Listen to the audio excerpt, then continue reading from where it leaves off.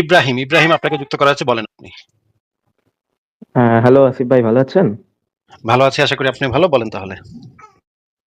আচ্ছা, আমি অনেকদিন ধরে আপনার লাইভ দেখি। তো আপনি তো মাঝে মাঝে বলেন যে মোহাম্মদ যে নবী ছিলেন, তিনি মানে সেটার কোনো প্রমাণ দিয়ে যাননি।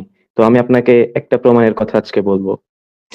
প্রমাণটা কি আপনি কোরআন হাদিস থেকে দেবেন নাকি মানে বাইরে থেকে দেবেন? হাদিস থেকে দিব, ওই যে আপনি তাহলে হাদিস নিশ্চয় থেকে জানেন যদি যে আপনি দেন, হাদিস থেকে যদি আপনি দেন, তাহলে তো মনে করেন রামায়ণ থেকে যদি কেউ প্রমাণ দেয় যে রাম ছিল ঈশ্বরের অবতার, এটার প্রমাণ যদি রামায়ণ থেকে দেয়, বা যিশু ছিল যে ঈশ্বরের পুত্র, এটা যদি কেউ বাইবেল থেকে প্রমাণ দেয়, তাহলে কি আপনি সেটা মানবেন? না, আমি ভাই ওই টপিকস নিয়ে আলোচনা করতে চাচ্ছি না। কোন আমি টপিকস নিয়ে এক্স্যাক্টলি আলোচনা মানে করতে যাচ্ছেন সেটা সেটা তো আমি জিজ্ঞেস করছি না, আপনাকে জিজ্ঞেস করছি যে একটু মনোযোগ দিয়ে আমার প্রশ্নটা শুনে ঠান্ডা মাথায় উত্তর দেন। কেউ যদি রামায়ণ থেকে রাম যে ঈশ্বরের অবতার এটার প্রমাণ দেয়, বা বাইবেল থেকে যদি এটা প্রমাণ দেয় যে যিশু হচ্ছে ঈশ্বরের পুত্র, এই প্রমাণটা যদি বাইবেল থেকে দেয়, এটাকে বলা হয় সার্কুলার রিজনিং। যেটা যুক্তিবিদ্যা যদি আপনাদের একটু পড়া থাকতো, মাথায় যদি একটু যুক্তিবিদ্যা ঢুকতো, তাহলে হয়তো আপনারা বুঝতেন যে এটাকে বলা হয় সার্কুলার রিজনিং। এইটা কোনো যুক্তি হতে পারে না। আপনার ধর্মগ্রন্থে লেখা আছে আপনার নবী নবী ছিল, এই জন্য আপনার নবী নবী। এইটা আপনার কোরআনে লেখা আছে যে আল্লাহ আছে, এই জন্য আল্লাহ আছে। এটাকে বলা হয় সার্কুলার রিজনিং।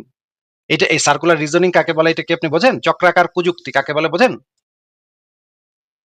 না ভাই, যুক্তিবিদ্যা সম্পর্কে আমার তেমন একটা আচ্ছা, ধারণা ঠিক নেই। আছে, আমি আপনাকে একটা উদাহরণ দেখাচ্ছি, দেখেন যে আহ, একটা উদাহরণ দেখাচ্ছি যে আমি আহ, যদি বলি যে আসিফ মহিউদ্দিন হইতেছে আল্লাহ পাকের বাপ। হুম। এখন আপনি নাউজুবিল্লাহ। বলেন, হ্যাঁ আপনি বলেন যে আসিফ সাহেব আপনি যেটা বললেন এটা প্রমাণ দেন, বলেন। আপনি তো প্রমাণ দিতে পারবেন না ভাই। বলেন বলেন না, আমাকে জিজ্ঞেস করেন। না ভাই, এটা একটা কুফরি কথাবার্তা না। আপনি আচ্ছা, কেমনে আল্লাহর জিজ্ঞেস বাপ? জিজ্ঞেস তো মানে তর্কের খাতিরে তো জিজ্ঞেস করতে পারেন, জিজ্ঞেস করেন।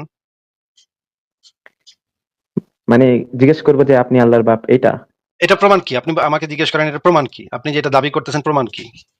হ্যাঁ, আমি সেটাই। আচ্ছা ঠিক আছে, আপনি যে দাবিটা এই করলেন যে দেখেন, এই যে সেটা দেখেন, এই যে দেখেন আমার স্ট্রিম ইয়ার্ডে, আমার স্ট্রিম ইয়ার্ডের ব্যানারের নিচে লেখা আছে, দেখেন। দেখেন নিচে লেখা আসিফ মহিউদ্দিন আল্লাহ পাকের বাপ। দেখা যাচ্ছে ভাই এটা? এটা কি দেখা যাচ্ছে এই লেখাটা? হ্যাঁ হ্যাঁ, দেখা যাচ্ছে। তো আমি এই লেখাটা দেখায় যদি আমি বলি যে এইটা হইতেছে এটার প্রমাণ যে আসিফ মহিউদ্দিন আল্লাহ পাকের বাপ, যেহেতু এই ব্যানারে দেখেন কত সুন্দরভাবে বাংলায় কত সুন্দর লেখা আছে, কত সুন্দর অক্ষরে আসিফ মহিউদ্দিন আল্লাহ পাকের বাপ এটা লেখা আছে, এইটাই হইতেছে প্রমাণ আসিফ মহিউদ্দিন হইতেছে আল্লাহ পাকের বাপ।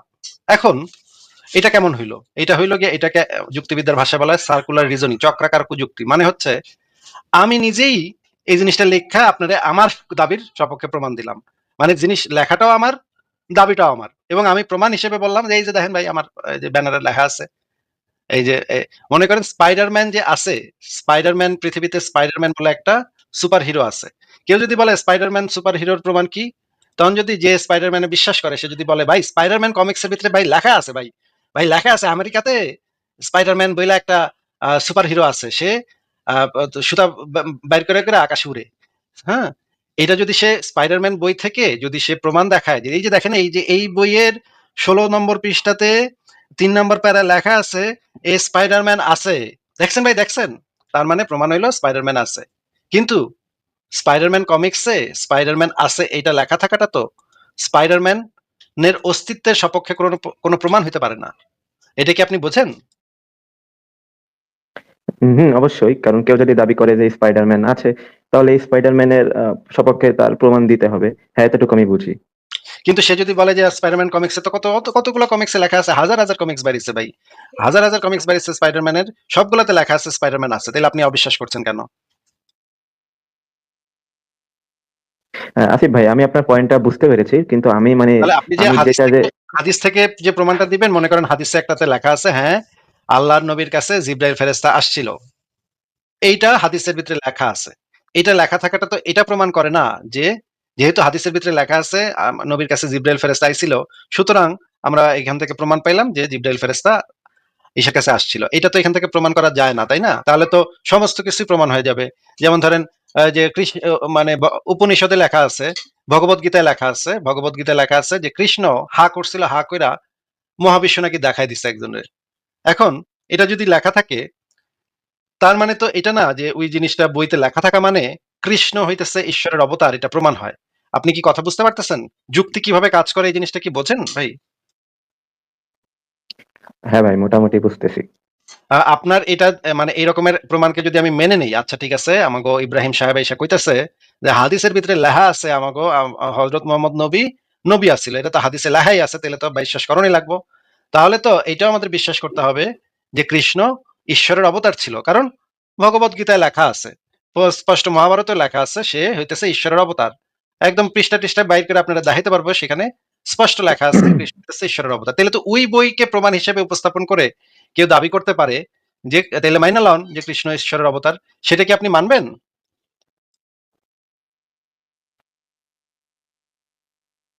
আচ্ছা ভাই, মানে আমরা অন্যদিকে না যাই, আমি যেটা দিয়ে স্টার্ট করেছিলাম আমি মানে আমি ওই অন্য পয়েন্টটাতে কোনো দিকে থাকি। যাইনি, অন্য কোনো দিকে যাইনি, আমি একই জায়গাতে আছি। নবী যে নবী ছিল, এইটার জন্য আপনি হাদিস থেকে একটা হাদিস আমরা দেখাইবেন। আমি একইভাবে কৃষ্ণ বা রাম যে ঈশ্বরের অবতার ছিল সেগুলা তাগো গ্রন্থ থেকে আইনা আপনারা দেখাবো।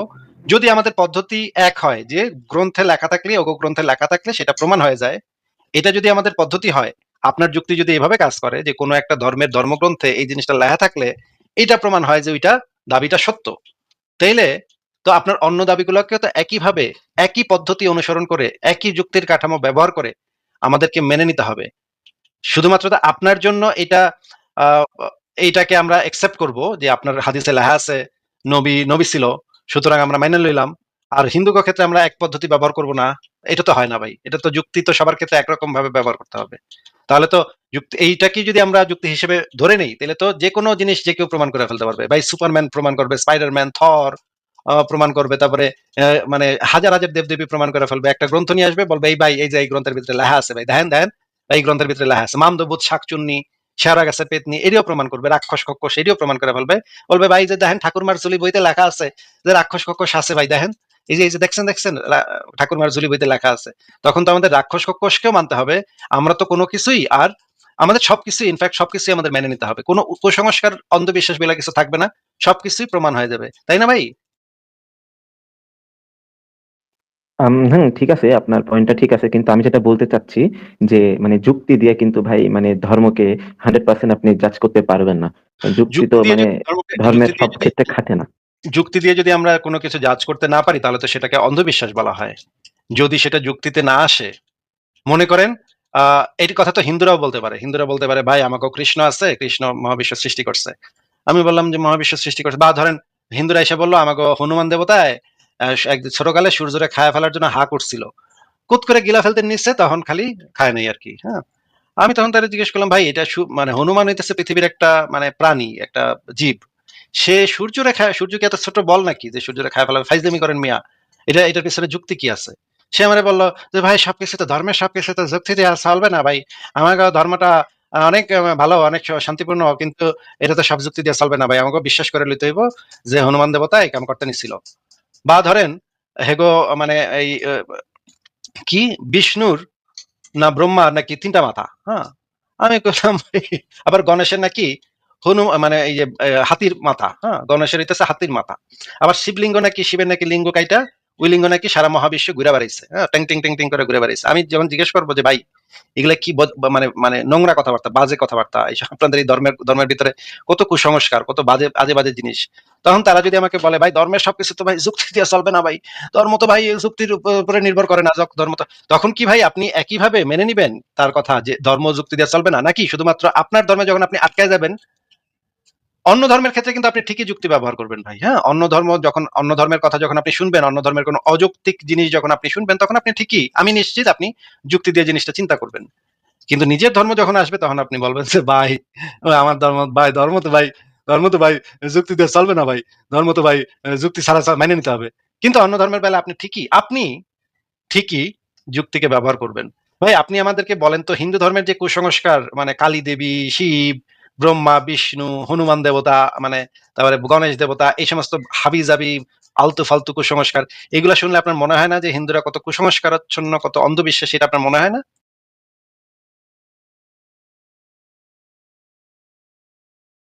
ইব্রাহিম আপনাকে কি জিজ্ঞেস করছি একটু উত্তর দেন। এটা কি আপনার মনে হয় যে এই ওদের ধর্মটা কত অন্ধবিশ্বাসে পরিপূর্ণ, কুসংস্কারাচ্ছন্ন, এটা আপনার আপনার মনে হয় না? ইব্রাহিম আপনাকে জিজ্ঞেস করছি, আপনার তো আনমিউট করা আছে, আপনার কথা শোনা যাচ্ছে। ইব্রাহিম আপনার কথা তো শোনা যাচ্ছে না। আমি আপনাকে যেটা জিজ্ঞেস করেছি আপনি এটা নিয়ে তাহলে একটু চিন্তা করেন যে মানুষ যেটা করে অন্য ধর্মের ব্যাপারে খুবই যুক্তি দিয়ে চিন্তা ভাবনা করে। আরে ওগো ধর্মটা দেখছো কি হাস্যকর কথাবার্তা ওদের ধর্মের ভিতরে, হ্যাঁ, হাস্যকর। হ্যাঁ, কত বাজে আজে বাজে উল্টা পাল্টা বংশং কথাবার্তা লেখা ওদের ধর্মগ্রন্থে, হাসতে হাসতে মরে যায় ভাই। ওগো ধর্মে কি সমস্ত বাজে কথা লেখা, এগুলো মানুষ, শিক্ষিত মানুষ এগুলো বিশ্বাস করে কেমনে? এটা আপনি সবসময় বলবেন যে একটা শিক্ষিত মানুষ মূর্তিরে পূজা করে কেমনে? মূর্তির কি কোনো ক্ষমতা আছে ভাই? এইভাবে আপনি বলবেন যে আরে মূর্তিতে লাত্তি মারলে তো আরে দুর্গা পূজার পরে তো মূর্তিতে লাত্তি মেরে পানিতে ভালায় দেয়। এরা যদি ক্ষমতা থাকতো তাহলে তো, এই যে যুক্তিকে আপনি এখানে ব্যবহার করতেছেন, হিন্দু ধর্মের ক্ষেত্রে আপনি যুক্তিকে ব্যবহার করতেছেন, খ্রিস্টান ধর্মের ক্ষেত্রে আপনি যুক্তিকে ব্যবহার করেন, বাদ বাকি যাবতীয় 4200টা ধর্মের ক্ষেত্রে আপনি সবসময় যুক্তিকে ব্যবহার করেন এবং যুক্তিকে ব্যবহার করে আপনি বলেন যে ওই ধর্মটা তো খুবই কুসংস্কারাচ্ছন্ন। কিন্তু যেই না নিজের ধর্মের ব্যাপারে আসে, ওরে ভাই ভাই, এখানে তো ভাই যুক্তি তো ব্যবহার করা যাবে না ভাই, এখানে তো যুক্তি তো চাওয়া যাবে না ভাই, যুক্তি টুক্তি তো ভালো না ভাই, যুক্তি দিয়া তো আমার ধর্মটা তো মানে করা যাবে না ভাই। আমাদের আমাকে ভাই ধর্ম কি যুক্তি দিয়ে মানা যায়? কয় কি কন আপনি? তাহলে একই কথা তো হিন্দুরাও তো তাদের যে কুসংস্কারাচ্ছন্ন ধর্ম, অন্ধবিশ্বাসের কথাবার্তা, এগুলো তো একই কথা বলতে পারে তারা যে ভাই আমার ধর্মটা ভাই যুক্তি দিয়ে মানুন যাবো না ভাই, এইটার ভিতরে অনেক ভুংসুং আছে। আচ্ছা, আপনি একটু বলেন তো ইব্রাহিম, আপনি কি এখন কথা বলতে পারবেন? একটু কথা বলেন তো। হ্যাঁ, আমার কথা এবার শোনা যাচ্ছে ভাই? এখন শোনা যাচ্ছে। আপনি একটু আমাদেরকে বলেন তো এই যে খ্রিস্টানদের যে বিশ্বাস আচ্ছা, আমি যে যিশু নাকি, মানে বলতে চাচ্ছি মানে ভাই। একটা কথা শুনে নেন, একটা কথার উত্তর দেন। খ্রিস্টানদের যে বিশ্বাস যে যিশু হইল ঈশ্বরের পুত্র এবং যিশুকে ক্রুশবিদ্ধ করে মাইরা ফেলা হয়েছে। ইহুদিরা মানে ইহুদিদের অভিযোগে রোমানরা যিশুকে ক্রুশবিদ্ধ করে মাইরা ফেলছে। এটা তো আপনি, খ্রিস্টানদের বিশ্বাস এটা, এটা তো আপনি জানেন তাই না? হুম, হুম। আচ্ছা, তাহলে এখানে তো আপনি নিশ্চয়ই যুক্তি দিয়ে চিন্তা করবেন যে হ্যাঁ হ্যাঁ হ্যাঁ, যিশু যদি ঈশ্বর হয়, যিশু যদি গড হয়, তাহলে এরা আবার মেরে ফেলায় কেমনে? এই খ্রিস্টানরা কত বেকুব। আবার আরে ঈশ্বরে কি আবার মেরে ফেলান যায় নাকি? কি কয় না না কয়, এগুলো কোনো কথা? এগুলো কি কি অন্ধবিশ্বাসের লোকজন। এ আবার কয় যে ঈশ্বরে নাকি মেরে ফেলছে, যিশু নাকি নিজেই ঈশ্বর ছিল, আবার এরা নাকি মেরে লেছে। এটা কোনো কথা? এখানে কিন্তু আপনি খুবই যুক্তিকে ব্যবহার করবেন তাই না ভাই? হ্যাঁ, অবশ্যই। কিন্তু আপনার ধর্মের বেলায় আসলে আপনি বলবেন যে ভাই ভাই ভাই রে ভাই, ধর্মের বেলায় তো ভাই যুক্তি খাটে না ভাই, যুক্তি দিয়ে যদি সব চালাই তাহলে তো ভাই ওই তুই ভাই, আমি তো ধর্মের বেলায় তো যুক্তি চলবে না ভাই। তার মানে আপনি অন্য সকল ধর্মের ব্যাপারে যুক্তিবাদী একজন মানুষ, আপনি যুক্তি দিয়ে চিন্তা করবেন এটা বৈজ্ঞানিক ভাবে সঠিক কিনা। মনে করেন চীনের একটা ধর্ম ছিল, চীনের ওই ধর্মটার ভিতরে বলা আছে যে একটা ব্যাং নাকি একটা পাত দিয়ে মহাবিশ্ব সৃষ্টি করছে। এটা বলা আছে চীনের একটা ধর্মে, আমি আপনাকে বের করে দেখাবো না পরে কোথায় বলা আছে সেটা, ওদের ধর্মগ্রন্থে এরকমের মানে উদ্ভট কথাবার্তা আছে। একটা ব্যাং সেটা পাদ মারছে, পাদ মাইরা মহাবিশ্ব উৎপত্তি হয়েছে, এটা ওদের ধর্মগ্রন্থে লেখা। এখন যদি চীনের ওই ধর্মে যারা বিশ্বাস করে তারা যদি আপনাকে বলে ভাই ভাই ধর্ম তো ভাই যুক্তি দিয়ে চলবে না ভাই, এটাতে বিশ্বাস করে লইতে হইব যে ব্যাঙে পাদ মারছে এই জন্য মহাবিশ্ব সৃষ্টি হয়েছে, এটা যদি আপনাকে কেউ বলে তাহলে কি তার কথাটা কি আপনার কাছে কোনো সেন্স মেক করবে, বা আপনি তাকে একজন অন্ধবিশ্বাসী কুসংস্কারাচ্ছন্ন লোক বলে মনে করবেন না? হ্যাঁ, অবশ্যই। কারণ ব্যাঙে পাদ মারলে তো ভাই মহাবিশ্ব সৃষ্টি হয় না। কিন্তু ইসলামে তো এমন উদ্ভট কথাবার্তা বলা নাই। আপনাকে তো আমি এটা বলি নাই যে এক্স্যাক্টলি এই কথাটা ইসলামে বলা আছে, কিন্তু ইসলামে অন্য ভুংসুং কথাবার্তা আছে যেগুলো শুনলে অন্য ধর্মের লোক হাসাহাসি করবে। যেমন ধরেন আপনাদের মানে মোহাম্মদ চাঁদরে 2 ভাগ করছিল আঙ্গুলের ইশারায়, তারপর সেই চাঁদ নাকি এই পাশে পড়ছে এক খণ্ড, ওই পাশে পৃথিবীর একটা পাহাড়ের এই পাশে এক খণ্ড পড়ছে, ওই পাশে আরেক খণ্ড পড়ছে। এইটা নাকি সবাই কাফেররা দেখছে, দেখে নাকি কইছে এইটা নাকি এটা আপনাদের ধর্মগ্রন্থ হাদিসের ভিতরে পরিষ্কারভাবে লেখা আছে। এবং আরো অনেক কিছু আছে যেগুলো নিয়ে অন্য ধর্মের লোকেরা তখন আবার করবে কি, যে আপনার আপনার জন্ম যদি আজকে হিন্দু পরিবারে হইতো, তখন আপনি খুবই ইসলাম সম্পর্কে খুবই যুক্তিবাদী হয়ে দিতেন। হ্যাঁ, ভাবতেন ইসলাম কত কুসংস্কারাচ্ছন্ন, কত মানে বেকুবরা ইসলামে বিশ্বাস করে, দেখো কত মানে হাস্যকর কথাবার্তা ওদের ধর্মের ভিতরে আছে, এটা ওরা বিশ্বাস করে। চিন্তা করছে ওরা কত বলদ, মুমিনরা কত বলদ, এগুলা বিশ্বাস করে। যেমন আপনি আজকে হিন্দু ধর্ম সম্পর্কে আপনার যে চিন্তা ভাবনা, যেহেতু আপনি ছোটবেলা থেকে একটা মুসলিম পরিবারে জন্ম হয়েছেন, আমি নিশ্চিত যে আপনি একটা মুসলিম পরিবারে জন্ম হয়েছেন এবং ছোটবেলা থেকে ইসলামকে সঠিক ধর্ম, সত্য ধর্ম হিসেবে আপনার আশপাশ থেকে শুনে শুনে বড় হয়েছেন, আপনার পিতামাতা থেকে শুনে শুনে বড় হয়েছেন, এই অন্ধবিশ্বাসটা নিয়ে বড় হয়েছেন। এই কারণে আপনার বাই ডিফল্ট আপনার পজিশন হয়ে গেছে যে ইসলামটা সত্য, ইসলামে যা যা আছে সবই সঠিক। আর যেটা আপনি যেটা দেখা যাবে যে একটু সমস্যা, সেখানে আপনি কইবেন যে যুক্তি দিয়ে তো সব চলে না। হ্যাঁ, আর ওই যে অন্য ধর্মগুলা যেগুলা সেগুলা সম্পর্কে আপনার স্ট্যান্ড হবে যে বা এগুলা দেহ কত কুসংস্কারাচ্ছন্ন, কত বেকুবের মতো জিনিস বিশ্বাস করে ওরা। এইটা হবে আপনার একটা ডিফল্ট পজিশন। এটা প্রত্যেক ধার্মিকই একইভাবে চিন্তা ভাবনা করে। প্রত্যেক ধার্মিক লোকই নিজের ধর্মটা বাদে অন্য সব ধর্মকে যুক্তি দিয়ে যাচাই করে। কিন্তু নিজের ধর্মটার বেলায় তারা যুক্তিকে ব্যবহার করতে চায় না। তখন তারা বলে, "ভাই ধর্ম তো ভাই যুক্তি দিয়ে চলবে না ভাই। ধর্ম তো ভাই যুক্তি দিয়ে চলে না ভাই।" আচ্ছা, আপনি যে কথাটা বলছেন সেই কথাটা অবশ্য মানে ইসলামের দৃষ্টিতে সঠিক কথা যে ধর্ম যুক্তি দিয়ে চলে না। এই বিষয়ে আমরা একজন প্রখ্যাত আলেমের বক্তব্য একটু শুনে নেই যে এখানে ডক্টর আবু বকর জাকারিয়া এই বিষয়ে কি বলে। যে ইসলাম ধর্ম যুক্তি দিয়ে চলে না। হ্যাঁ, ইসলামে বিশ্বাস জিনিসটাই যুক্তি দিয়ে চলে না। আপনারা একটু সবাই ভিডিওটা শোনেন, আমি একটু ভিডিওটা ছাড়ি। ঈমান এবং এই বিশ্বাসের মধ্যে আরেকটা পার্থক্য হচ্ছে, ঈমান শুধু অদেখা বিশ্বাস হয়, অদেখা জিনিস হয়, আর বিশ্বাস দেখা অদেখা উভয়টাতে হয়।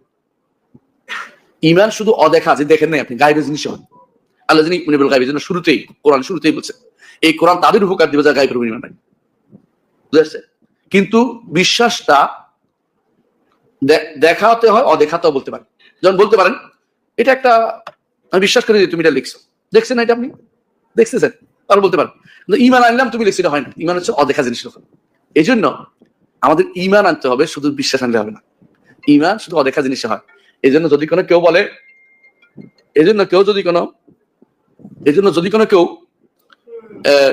যদি কোনো কেউ মৃত্যুর সময় যখন ফেরেশতা দেখে ফেলে না, তখন বলে ঈমান আনলাম, ঈমান হবে? কেন হবে না বলেন তো? ঈমান দেখা হয়ে গেছে, এখন আর ঈমানের জায়গা নেই। ফেরাউন যখন দেখছে যে ফেরেশতারা চাকতেছে তার মরার জন্য, তখন মুখ বখাও, আমি মারলাম। আল্লাহ তাআলা ঈমান কখন কখন নাই, কথা তুই দেখে বলছিস ফেরেশতা, বুঝছো? যেদিন পশ্চিম দিকে তো সূর্য উঠবে, পশ্চিম দিকে সূর্য উঠবে না, সেদিন ঈমান কবুল করা হবে না। কেন? দেখে বলছেন তো।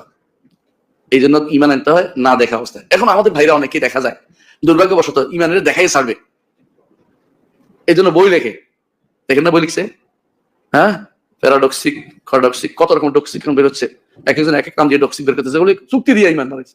যুক্তি দিলে ঈমানে হয় না, যুক্তি দিলে আরেকজন একটা যুক্তি দিতে পারবে, নেগেটিভ যুক্তি নিয়ে আসতে পারবে, সারা বছর চলতে থাকবে। পজিটিভ নেগেটিভ এটা না, বিনা দলিলে আল্লাহ এক, এটা হলো ঈমানদার। আল্লাহ বলছে, কোরআনে বলছে, রাসূল বলছে, হাদিসে বলছে, এটা দিয়ে ঈমান বিষয়টা আপনার সাব্যস্ত করতে হবে। শুধুমাত্র আপনি ডক্সিক দিয়া, মানে শুধুমাত্র আপনি যুক্তি দিয়া, হ্যাঁ, এটা দিয়ে ঈমান কোনো আনতে পারবে না, কারণ এটা একটা যুক্তির আরেকটা যুক্তি, ফাল্টা যুক্তি। এই জন্য কোন যারা কালাম শাস্ত্রবিদ আছে, যারা এই বিষয়ে বেশি পড়ছে, তারা মরার সময় বেশিরভাগই তারা কিসে ভুগতেন? মরার সময় তারা সন্দেহে ভুগতেন। কারণ একটা যদি তারা আরেকটা আসতেছে, সন্দেহ তো আসবেই।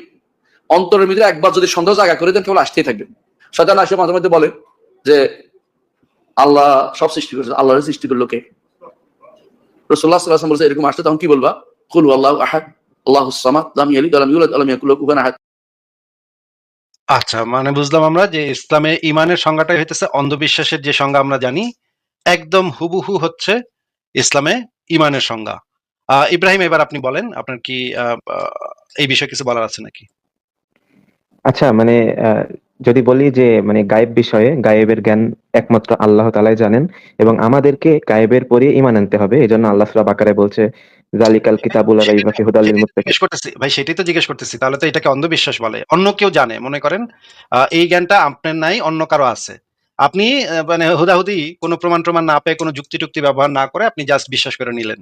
এটাকেই তো সংজ্ঞা অনুসারে অন্ধবিশ্বাস বলে, তাই না?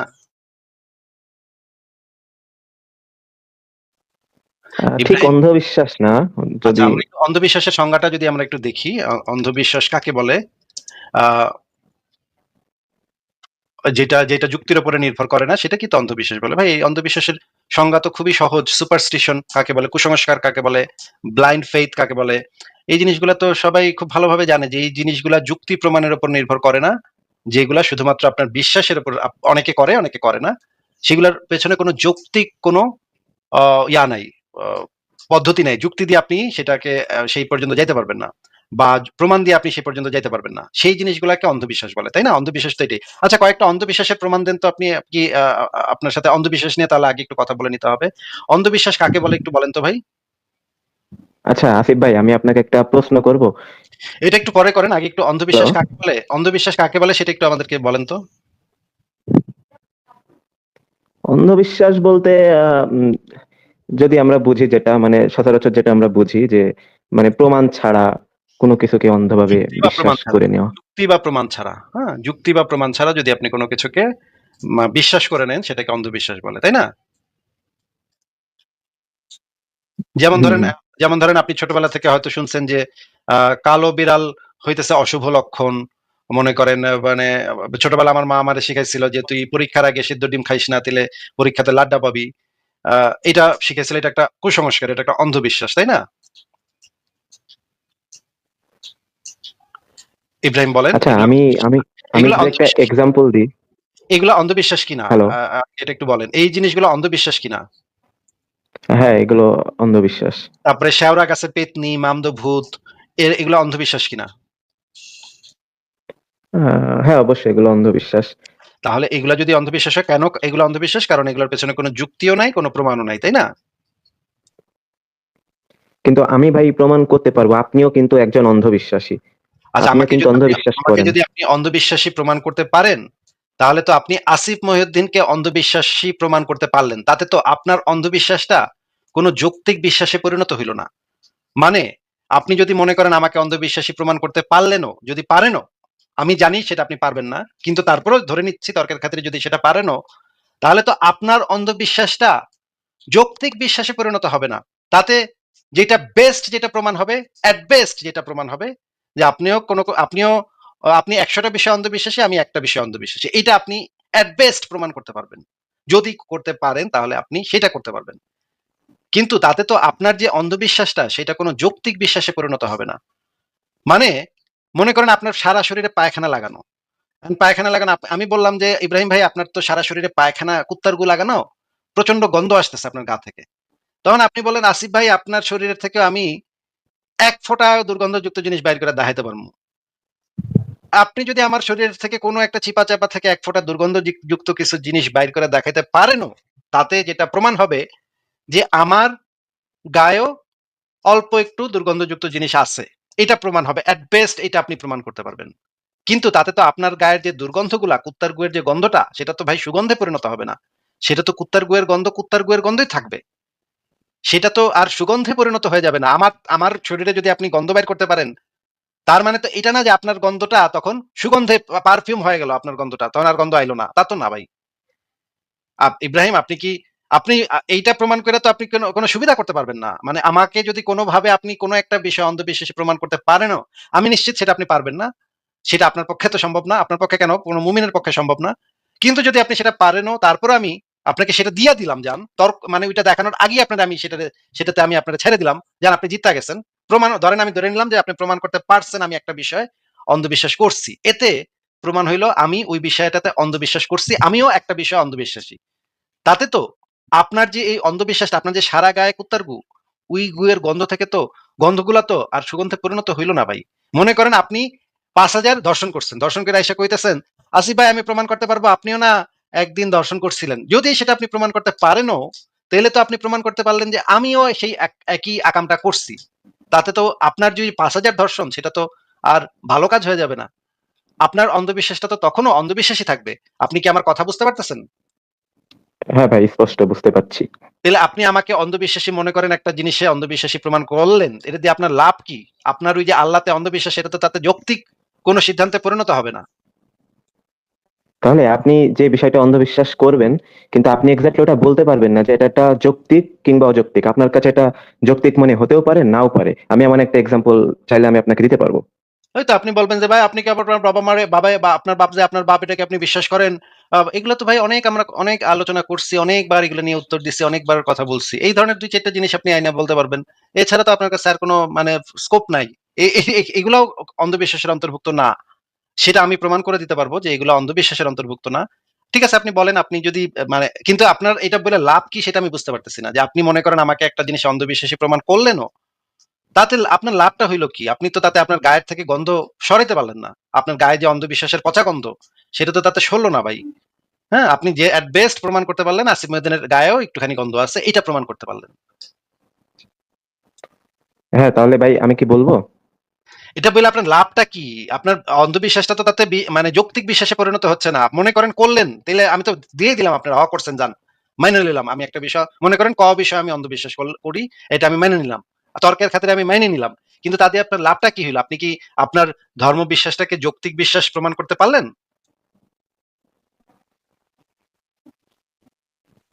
হ্যাঁ, মানে ওটাই বলছি। যদি এক্সাম্পলটা আপনি শুনতেন তাহলে আপনি বুঝতে আরে পারবেন যে ভাই, আপনি যে ভাই আমি তো অন্ধবিশ্বাসটা করলেন ভাই তো ওইটা মাইনেই তো যৌক্তিক নিলাম। হতেও পারে আবার নাও পারে। ভাই মানে বিষয়টা এটা তো এমন। মাইনেই তো লইলাম। আপনার ওইটা পয়েন্ট তো আমি ছেড়েই দিলাম। আমি তো আপনার সাথে তর্কে যাওয়ার আগেই, ওই বিষয়ে আলোচনা যাওয়ার আগেই মাইনে নিলাম তো। তাহলে তো আর আপনার ওইটা বলার দরকার পড়ল না। কিন্তু এটা দিয়ে আপনি যে জিনিসটা প্রুফ করতে পারবেন, এট বেস্ট প্রুফ করতে পারবেন যে আসিফ মহিউদ্দিন একটা বিষয়ে অন্ধবিশ্বাস করে। এইটা আপনি প্রমাণ করতে পারবেন। এছাড়া তো আপনার যেটা করতে হবে সেটা হচ্ছে আপনার যে অন্ধবিশ্বাসটা সেটা যে অন্ধবিশ্বাস না সেটা প্রুফ করতে হবে। সেটা যে একটা যৌক্তিক জিনিস, যৌক্তিক বিষয় বা প্রমাণিত বিষয় সেটা আপনার প্রুফ করতে হবে। সেটা তো আপনি সেখান থেকে প্রমাণ করতে পারছেন না। কথা কি ভাই বোঝেন না নাকি? আশ্চর্য, ৪ বার বললাম। হ্যাঁ, হ্যাঁ ভাই, বুঝতে পেরেছি। মানে আপনি আপনার কথাগুলো সব শুনলাম মনোযোগ দিয়ে। তো আমার মানে একটাই পয়েন্ট যে মানে আপনি যদি অন্ধবিশ্বাস বলেন বলতে পারেন, কিন্তু আসলে যুক্তি দিয়ে এগুলো ভাই আমি মানে কোথায় ধর্মকে বললাম? জাজ করা পসিবল না। আমি কোথায় বললাম? আপনিই তো বললেন যে আপনার ধর্মটা যুক্তি দিয়ে জাজ করা সম্ভব না। তাহলে তো এইটা তো বাই ডেফিনিশন এটাকে অন্ধবিশ্বাস বলে। অন্ধবিশ্বাসের সংজ্ঞাই তো এটা। হ্যাঁ, এটা অন্ধবিশ্বাস হতেই পারে। তাহলে আমাকে আপনি কেন বলতেছেন যে আপনার কাছে অন্ধবিশ্বাস হতেই পারে? আরে ভাই আমার কাছে অন্ধবিশ্বাস কথা। আপনার কাছেই তো অন্ধবিশ্বাস এটা। আপনিই তো বলতেছেন যে যুক্তি দিয়ে জাজ করা সম্ভব না। যেটা একই কথা যেটা হিন্দুরা বলে, যেটা একই কথা আফ্রিকার পুঙ্গা ধর্মের অনুসারীরা একই কথা বলে। যে ধর্ম যুক্তি দিয়ে এগুলা করা সম্ভব না। আমরা শুয়ারের মতো একটা দেবতার পূজা করি। আমি যদি জিজ্ঞেস করি ভাই তোমাকে দেবতার চেহারা এরকম শুয়ারের মতো কেন? বলবে ভাই এই যে যুক্তি দেয়া ভাই আমাকে ধর্মটা ভাই যুক্তি দেয়া ভাই করণ সম্ভব না ভাই। এত যুক্তি করেন কেন ভাই? আমরা তো যুক্তি মানি না ভাই। আমার ধর্ম তো আছে। আমাকে ধর্ম কইছে এইজন্য আমরা করি। ভাই আমরা তো এত যুক্তি বিশ্বাস করি না। যুক্তি মানি না আমরা। হ্যাঁ? এটা তো ভাই যেকোনো ধর্মের মানে বলদ, চুনাহাগা, অশিক্ষিত মূর্খরা একই কথাই বলবে। মানে আপনারা নাস্তিকেরা মানে সবকিছু যুক্তি প্রমাণের উপরে মানে বেস্ট করে চলেন। যুক্তি প্রমাণের উপর বেস করে চলাটাই তো প্রত্যেক নাস্তিকের কথা তো আমি বলতে পারবো না। অনেক নাস্তিক এরকম থাকতে পারে যারা হয়তো আরেকটা বিষয় সে একটু কুসংস্কারাচ্ছন্ন বা একটু অন্ধবিশ্বাসী হইতে পারে। আমি তো জানি না ভাই, সব নাস্তিকের মনের খবর তো আমার জানা সম্ভব না। কিন্তু এইটাই তো একটা যৌক্তিক অবস্থান যে আমরা যে জিনিসটা যে দাবিটা শুনবো সেই দাবিটা সম্পর্কে আমরা যুক্তি প্রমাণ দিয়ে আমরা সিদ্ধান্ত নিব যে এই জিনিসটা যুক্তিযুক্ত কিনা, এই জিনিসটার সপক্ষে প্রমাণ আছে কিনা, এই জিনিসটার সপক্ষে যুক্তি আছে কিনা। যদি আমরা যুক্তি এবং প্রমাণ পাই তখন আমরা সেই জিনিসটাকে অ্যাকসেপ্ট করব। আর যদি যুক্তি এবং প্রমাণ না পাই তখন আমরা সেই জিনিসটাকে রিজেক্ট করব, কারণ এটার সপক্ষে যথেষ্ট যুক্তি প্রমাণ নাই। এইটাই তো একজন যুক্তিবাদী মানুষের, একজন চিন্তাশীল মানুষের, একজন শিক্ষিত মানুষের, একজন জ্ঞানী মানুষের চরিত্র হওয়া উচিত। যুক্তির উপরে নির্ভর করে সিদ্ধান্ত নেওয়া। আমরা যদি যুক্তি ছাড়া, যদি যুক্তিরে বাদ দিয়ে যদি আমরা সিদ্ধান্ত নিতে শুরু করি, তাহলে তো ভাই কালকে কালী দেবীর উপাসনাকারীরা এসে আমার বলবে কালী দেবী আছে, তখন আমার যুক্তি ছাড়া মেনে নিতে হবে, হ ভাই তোমার কালী দেবী আছে। ঠিকই কইছো, তাই না ভাই? হুম, অবশ্যই। তাহলে আপনার অন্ধবিশ্বাসটা যে হিন্দুর অন্ধবিশ্বাস থেকে আলাদা, দুইটাই তো অন্ধবিশ্বাস। ওদেরও কোনো যুক্তি নেই, আপনার কাছে কোনো যুক্তি নেই, কোনো যুক্তি নেই, কোনো প্রমাণ নাই। তাহলে এই জিনিসটা যদি আমরা মানে আইডেন্টিফাই করতে না পারি, এই জিনিসটা কোনটা সঠিক কোনটা সত্য সেটা আইডেন্টিফাই করার একমাত্র পদ্ধতি হচ্ছে যুক্তি প্রমাণ দিয়ে সিদ্ধান্ত নেওয়া। অন্ধবিশ্বাস দিয়ে যদি আমরা সিদ্ধান্ত নেই তাহলে তো কালী দেবী সত্য হয়ে যাবে, শিব দেবতা সত্য হয়ে যাবে, জিউস দেবতা সত্য হয়ে যাবে, মিশরের যে দেবদেবী সেগুলো সত্য হয়ে যাবে, চীনের যে দেবদেবী, বং বং সারা পৃথিবীতে ভাই লাখ লাখ কোটি কোটি দেবদেবী, এগুলো সবগুলো এসে দাবি করবে ভাই যুক্তি ছাড়া মাইনে লও আমারে, তখন আমার মেনে নিতে হবে। আমি যদি যুক্তি ছাড়াই মেনে নিই তাহলে তো সব ধর্ম সত্য হয়ে যাবে, মামদবুত সত্য হয়ে যাবে, শাকচুনি সত্য হয়ে যাবে, শেওড়া গাছে পেত্তি সত্য হয়ে যাবে, আর যাবতীয় যা জিনিস আছে পৃথিবীতে সব সত্য হয়ে যাবে যদি যুক্তি বাদ দিই আমি। যুক্তিটাই তো আমার কাছে সেই ফিল্টার, সেই ছাঁকনি। চা যখন মানে এসে রান্না করেন তখন একটা ছাঁকনি দিয়ে চা পাতাগুলা আপনি ছাঁকনি দিয়ে ছাইকা ফেলেন, তাই না ভাই? হ্যাঁ, অবশ্যই। আচ্ছা, মনে করেন এরকম এরকম যুক্তিটাই তো, যুক্তি প্রমাণিত আমার কাছে সেই ছাঁকনিটা, যে ছাঁকনিটা দিয়ে আমি অন্ধবিশ্বাস গুলাকে আলাদা করে ফেলতে পারবো এবং সেটার ভিতর দিয়ে যেটা যৌক্তিক, যেটা প্রমাণিত সেটাকে আমি যাইতে দিতে পারবো। আমার কাছে যুক্তি এবং প্রমাণটাই তো সেই ছাঁকনিটা। সেই ছাঁকনিটাই যদি আমি বাদ দিয়ে দিই, আমি যদি বলি যে না ভাই এটা যুক্তি দিয়ে, তাহলে তো আমি আর আলাদা করতে পারবো না কোনটা। তাইলে তো সবকিছু চায়ের কাপে আমার পড়ে যাবে, সব চায়ের পাতা টাতা সুদ্ধা সবকিছু চায়ের কাপে পড়ে যাবে। আচ্ছা, তাহলে মনে করেন আপনি একটা রাস্তায় মানে গাড়ি চালাচ্ছেন, গাড়ি চালাইতে চালাইতে সামনের দিকে যাচ্ছেন। এবার রাস্তার অপোজিট পাশ থেকে একটা লোক, সেও গাড়ি থেকে আসছে, তো গাড়ি থেকে সে আপনাকে দাঁড়ান করে বলল, আসিফ মহিউদ্দিন, তুমি সামনের দিকে যেও না, কারণ সামনের দিকে সন্ত্রাসীরা হামলা করতেছে, সেখানে আগুন ধরায় দিচ্ছে, গাড়ি টাড়ি সব পুড়ায় ফেলছে, ভাঙচুর করছে, তুমি সামনের দিকে যেও না। তো তখন সেই লোকটা যখন আপনাকে এই কথাটা বলবে, তখন আপনি কি করবেন? মানে সেটা কি তার কথাটা অন্ধভাবে মেনে নিয়ে আপনি গাড়িটা ঘুরিয়ে বাসার দিকে চলে আসবেন, নাকি সেটা যাচাই বাছাই করার জন্য ওই জায়গায় গিয়ে উপস্থিত হবেন যে আসলে তারা ভাঙচুর করছে কিনা, আগুন দিয়ে পুড়িয়ে দিচ্ছে কিনা? এটা করবেন আপনি? কোনটা করবেন বলেন? আমি যেটা করব, সেই ব্যক্তিটা, যেই ব্যক্তিটা এই কথাটা বলতেছে, সেই ব্যক্তিটার ক্রেডিবিলিটি চেক করব। সেই ব্যক্তিটা সেই ব্যক্তিটার সম্পর্কে আমার আস্থা আছে কিনা। সেই ব্যক্তিটা যদি এরকম আমি জানি যে সে একজন গুরুত্বপূর্ণ একজন ব্যক্তি, যে হ্যাঁ, মনে করেন সে একজন আননোন পারসন, তখন কি করবেন? আননোন পার্সন হলে তার কথা আমি মানবো না। সে এরকমের মানে বুংচুং কথাবার্তা যে কেউ বলতে পারে। তার কথা তো আমি তার কথা মাইনা নেয়ার, অচেনা একজন ব্যক্তি অচেনা একটা কথাবার্তা বলতেছে, সেটা মাইনা নেয়ার কোনো সম্ভাবনাই নেই। তারপরে যদি এটা বাংলাদেশের মতো দেশ হয়, তাহলে হয়তো আমার কাছে মনে হবে হ্যাঁ, রাস্তাঘাটে এরকমের ভাঙচুর হইতে পারে, হওয়াটা সম্ভব। আমি অনেক কিছু বিচার বিবেচনা করব সেই ক্ষেত্রে, যে বাংলাদেশের মতো দেশ কিনা, ঢাকা শহরের মতো জায়গা কিনা, সেখানে রাজনৈতিক পরিস্থিতি কি, এখনকার রাজনৈতিক অবস্থা কি। যদি আমি জার্মানিতে থাকি, জার্মানিতে যদি কেউ এই কথা বলে, তাহলে আমি তার কথা মানবো না। জার্মানিতে ভাই এই ধরনের ঘটনা ঘটা খুবই রেয়ার কেস হবে, খুবই অস্বাভাবিক কেস হবে, এবং যদি এই ধরনের ঘটনা ঘটেও, পুলিশ 3 মিনিটের মধ্যে সেখানে উপস্থিত হয়ে একদম সব সিধা করে ফেলাবে। সুতরাং আমার কোনো টেনশন নাই, আমি খুব সুন্দরভাবে গাড়ি চালা চলে যাব। কারণ এখানে এটা একটা সভ্য দেশ, এই দেশে এইভাবে রাস্তায় মানে বাইরে হইয়া ভাঙচুর করতেছে এত এত মানে কারণ নাই। হ্যাঁ, এই কারণে আমি যে রাষ্ট্র, আমি যে রাষ্ট্রে থাকি জার্মানি, সেই রাষ্ট্রের উপর আমার আস্থা আছে। এই রাষ্ট্রের যে পুলিশ, তাদের উপর আমার আস্থা আছে যে তারা আমার নাগরিক হিসেবে আমার সুযোগ সুবিধা দেখভাল করার জন্য সর্বোচ্চটা করবে, আমাকে প্রোটেক্ট করার জন্য, আমাকে মানে নিরাপদ করার জন্য তারা সর্বোচ্চ কিছু করবে, এটা আমি নিশ্চিতভাবে জানি। এই কারণে আমি নিশ্চিন্তে গাড়ি চালায় যাব। যদি না সরকারি কোনো নির্দেশনা আমার কাছে থাকে, যদি সরকারি কোনো নির্দেশনা থাকে, মানে এই দেশে আপনার মোবাইল অ্যাপে সরকার থেকে বিভিন্ন ধরনের ইনফরমেশন পাঠানো হয়। যদি দেখা যায় যে এখানে কোনো একটা বিপদ ঘটছে, তাহলে সরকারই আপনাকে মোবাইলের মাধ্যমে সেই জিনিসটা জানাবে। তখন যদি সরকার থেকে এই জিনিসটা আসে, সেটা যেহেতু এটা একটা ক্রেডিবল জিনিস, এটার একটা অথেন্টিসিটি আছে, সেহেতু আমি সাথে সাথে গাড়ি ঘুরে চলে আসবো। কারণ সরকারি প্রজ্ঞাপন জারি হয়েছে এই বিষয়ে তখন আর আমার কোনো সন্দেহ থাকবে না যে জার্মান সরকার, নিশ্চয়ই জার্মান সরকারের, আমার পূর্ব অভিজ্ঞতা এটাই বলে যে জার্মান সরকার হুদাহুদি এই কথাটা বলবে না। বা ধরেন একটা জার্মান সরকার যেটা করে, কোনো একটা খাবারে যদি কোনো বিষক্রিয়া পাওয়া যায়, এমনকি আমাদের যে পানি খাই আমরা, সেই পানি প্রতি মাসে এসে চেক করে দেয় সেই পানিতে কোনো বিষাক্ত দ্রব্য আছে কিনা। এই যে সরকার যে আমাদের এত দেখভাল করতেছে, সরকার যে আমাদের নিরাপত্তা নিয়ে এত চিন্তিত, আমাদের স্বাস্থ্য নিয়ে এত চিন্তিত, এই জন্য সরকারের প্রতি আমাদের একটা আস্থা তৈরি হয়েছে। এবং সরকার থেকে যদি এই জিনিসটা আমাকে জানানো হয়, আমি নিশ্চিন্তে গাড়ি ঘোড়া চলে আসবো, যে সরকার যেহেতু বলছে, সেহেতু নিশ্চয়ই এটার ভিতরে কোনো একটা ব্যাপার আছে, এটার একটা ক্রেডিবিলিটি আছে। কিন্তু যদি রাস্তার একটা অচেনা লোক বলে, সেই কথা, তার কথা, ভুয়া কথা, এই উড়ো কথা, এগুলা মানার কোনো স্কোপ আমার কাছে নাই। এই সমস্ত ধুনফুন ভুয়া লোকজনের কথা আমি মানবো না।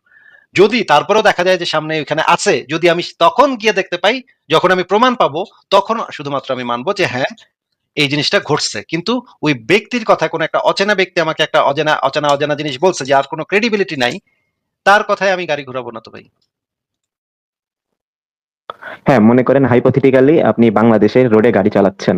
তো সেক্ষেত্রে একজন না, দুই তিনজন হয়তো গাড়ি নিয়ে ব্যাক চলে আসছে এবং আপনাকে সাবধান করে দিল যে আসিফ মহিউদ্দিন, আপনি সামনের দিকে যাবেন না, গেলে আপনার তাহলে তো বিপদ হতে পারে। তাহলে তো তো তাহলে তো তখন আমি কিন্তু তাহলে তো আমি সেই তখন কি পরিমাণে, আপনি আপনার প্রাণের রিস্ক নিয়ে যাবেন? আপনি তাহলে কি তো আমি রিস্ক সেই নিয়ে সেখানে জিনিসটা যাবেন? দেখলামই। আপনাকে তাহলে তো আমি সেই জিনিসটা দেখলামই যে কেউ কেউ গাড়ি নিয়ে ব্যাক করতেছে। যদি আমি সেই জিনিসটা দেখি যে কেউ কেউ গাড়ি নিয়ে ব্যাক করতেছে, তাহলে তো আমার কাছে সেই জিনিসটা পরিষ্কার হবে যে এই লোকরা সামনে পর্যন্ত গেছিল এবং গিয়ে তারা দেখে আসছে। তখন আমি তাদের কাছে কাউকে কাউকে ধরতে পারলে জিজ্ঞেস করবো যে ভাই কি হয়েছে, সামনে কি হয়েছে। তখন তারা আমার যদি বলে যে হ্যাঁ ভাই আমি নিজে দেখছি এখানে, তখন তাদের তাদের কথা চিন্তা করে, তাদের কথা বিবেচনা করে, তাদের সাক্ষ্যর উপরে ভিত্তি করে আমি হয়তো মনে করব, আমি তারপরেও নিশ্চিত হব, যদি আমি সামনে গিয়ে দেখি তখন আমি গিয়ে নিশ্চিত হব। কিন্তু আপাতত যদি আমার আমার এরকম হয় যে আমার ফ্যামিলি আছে গাড়ির ভিতরে, তখন আমি সাথে সাথে ব্যাক করবো, কারণ আমি এই ফ্যামিলি নিয়ে রিস্কের ভিতরে যেতে চাবো না। কিন্তু যদি দেখি আমি যে আমি একাই আছি এবং আমার দেখা দরকার যে ঘটনাটা কি হইতেছে, তখন আমি সামনে গিয়ে দেখে আসবো যে আসলে ঘটনাটা কি করতেছে। কিন্তু যদি আমি দেখি যে অনেক মানুষ ব্যাক করতেছে, তারা প্রত্যক্ষদর্শী যে এখানে এই ধরনের ঘটনা ঘটছে, আমি তখন তাদেরকে থামায় জিজ্ঞেস করবো, ভাই কারা মারতেছে, কেন মারতেছে, ঘটনা কি, বিষয়টা কি, পুলিশ কোথায়, পুলিশ আসে না কেন। আমি তখন পুলিশকে একটা কল দিয়ে বলবো যে দেখেন এখানে এই ধরনের ঘটনা ঘটতেছে, আপনারা তাড়াতাড়ি এসে অ্যাকশন নেন। এই জিনিসগুলো বলার পরে তখন আমি হয়তো সামনে যাইতেও পারি, নাও যেতে পারি। কিন্তু এই জিনিসগুলো যে আপনি বললেন, ধরেন তর্কের খাতিরে ধরে নেন, আপনাকে তো আমি সেটা দিয়েই দিছিলাম ভাই। ধরেন আমি একটা সুনাহাগা অন্ধবিশ্বাসী বলদ, আমি আমার এক বেটা কয় আর আমি সাথে সাথে বিশ্বাস করে যাতে যাতে মানে সরাই ফেলি, গাড়ি পিছন দিকে নিয়ে যাই। হ্যাঁ, ওই সামনে যাবো, আরেক বেটা তখন আমার আরে ভাই এই রাস্তাতে তো আরো গন্ডগোল, ওই যান যান যান যান, আমি তখন সাথে সাথে তার কথা অন্ধবিশ্বাস করে আবার ঘুরে ফেলাম। এইভাবে যদি চাই রাস্তার মোড়ে যদি চাইর বেটায় খাড়া থাকে এবং চাইর বেটায় যদি আমার মানে কইতে থাকে যে ভাই ভাই এর সামনে তো বিপদ, আমি কি তাহলে ভাই সারা জীবন ওইখানে চক্কর কাটবো কন্ত? না, আমি ভাই যেটা বলছি, মনে করেন যারা আপনাকে বলেছে, আমি যে এক্সাম্পলটা দিলাম, আপনাকে ধরেন আপনাকে তারা আপনাকে মিথ্যা কথা বললো, তখন ওইটার কিন্তু উত্তর আমি আপনি দিছি। তো তাদের কথা ওইটার অন্ধবিশ্বাসী করে নিচ্ছেন, তাই না? ওইটার যদি মিথ্যা ওইটার বলে তারা। ওইটার উত্তরটা আমি দিয়ে দিছি ভাই। ওইটার উত্তর আমার দেয়া হয়ে গেছে আগেই। হ্যাঁ, আমি আপনাকে বলতেছি যে মনে করেন সামনে চারটা রাস্তা আছে, চারটার মাথাতেই সাইড মানে পোংটা দাঁড়ায় আছে। সাইড পোংটা দাঁড়ায় দাঁড়ায় আমার কইতেছে যে ভাই সামনে তো। আচ্ছা ভাই আপনাকে একটা কথা জিজ্ঞেস করি, মনে করেন আপনি তো একজন বিশ্বাসী মানুষ এবং বিশ্বাসের ক্ষেত্রে আপনি যুক্তি টুক্তি মানে মানেন না। কালকে কলিমুদ্দিন এসে আপনার বললো যে মানে ইব্রাহিম আমি তো তোর আসল বাপ, আয় বাবা আমার বুকে আয়, হ্যাঁ, আয় আয় আয়, আপনি কি করবেন? সাথে সাথে তাকে বাবা বাবা বলে তার বুকে জড়ায় ধরে তাকে তো চুমা দিবেন, তাই না ভাই? না না ভাই, এটা তো কোনো প্রশ্নই আছে না, কারণ আমার যে বাপ, তার ও তো বাবা, অবশ্যই প্রমাণ আছে। কি মানে প্রমাণ? মানে আপনাকে যেই লোকটা বলছে সেই লোকটা তো আপনাকে বলতেছে, তার কথা আপনি যুক্তি ছাড়া মেনে নিচ্ছেন না কেন? না, এটা তো ভাই মানে সম্ভব না, কারণ কেউ যদি এসে মানে বলে যে আমি সম্ভব তোর বাপ, এটা। অসম্ভব, সেই সম্ভব অসম্ভব এইটা যখন আপনি যাচাই করতে যাচ্ছেন তখনই তো আপনি যুক্তি প্রমাণ ব্যবহার করতেছেন। যখন আপনি এটা সম্ভব নাকি সম্ভব না, এটা হইতে পারে নাকি হইতে পারে না, এই জিনিসটা যখনই আপনি বিচার বিবেচনা করতেছেন সেই মুহূর্তে আপনি যুক্তি এবং প্রমাণকে ব্যবহার করতেছেন। কিন্তু আপনি তো একটু আগে বলতেছিলেন যে মানে অন্ধবিশ্বাস, আমাকে আপনি একটা জিনিস সম্পর্কে অন্ধবিশ্বাসী, আমাকে একটা বিষয় সম্পর্কে আপনি অন্ধবিশ্বাসী প্রমাণ করার চেষ্টা করতেছিলেন। তার মানে আপনি একজন গর্বিত অন্ধবিশ্বাসী, তাই না? আপনি একজন খুবই গর্বিত অন্ধবিশ্বাসী এবং আপনি এটা প্রমাণ করার চেষ্টা করতেছেন যে আসিফ মহিউদ্দিনও কোনো একটা বিষয় নিশ্চয়ই অন্ধবিশ্বাস করবে, এরকম একটা ঘটনা ঘটলে নিশ্চয়ই আসিফ মহিউদ্দিন অন্ধবিশ্বাস করবে, এটা আপনি প্রমাণ করার চেষ্টা করতেছেন। তাহলে কলিমুদ্দিন যখন এসে আপনাকে বলল যে আমি তোর বাপ, তখন আপনি সেটা বিচার বিবেচনা, যুক্তি প্রমাণ এগুলা কেন ব্যবহার করতেছেন, সেটা হচ্ছে আমার প্রশ্ন। না, অবশ্যই যদি সে দাবি করে তাহলে যে আমি তোমার বাপ, তাহলে সে মানে কোন বিষয়ের উপরে বেস্ট করে এটা দাবি করলো, তার তো এটা এগুলা বলতে তো হবে তাহলে তো যে। যুক্তি যুক্তি প্রমাণে চলে গেল, তো জিনিসটা তো তখন যুক্তি তো ভাই প্রমাণে। ডিএনএ টেস্ট করে, তখন আমি ডিএনএ আরে টেস্ট এটা তো করব। প্রমাণে চলে গেল, আপনি বারবার ঘুরায় ফিরে সেই যুক্তি প্রমাণে যাচ্ছেন কেন? আপনি তাকে অন্ধভাবে বিশ্বাস করবেন না কেন সেটা জিজ্ঞেস করেছি। আচ্ছা ঠিক আছে, আমি ভাই ঠিক আছে, আমি। আমাকে আপনি বলেন যে আপনি অন্ধবিশ্বাস করব না, কারণ এটা অন্ধবিশ্বাস করলে আমি একটা বলদ প্রমাণিত হব। আমার যদি তাহলে তো আকাশে এসে আমার বলতে পারে ভাই আমি তোমার বাপ, তখন তো আকাশটা আমার চুমা দেওয়ান লাগবে, আকাশটা বাপ ডাকন লাগবো। এইভাবে ভাই সারা বাজারের সব লোক যদি আমার বাপ দাবি করে, আমার তো সবাই বাপ করান লাগবো। এটা কি ভাই সম্ভব? এটা আপনি বলেন তাহলে। না না ভাই, এটা আমি কখনোই বলি না, এবং আপনার মানে পয়েন্টটা ঠিক আছে।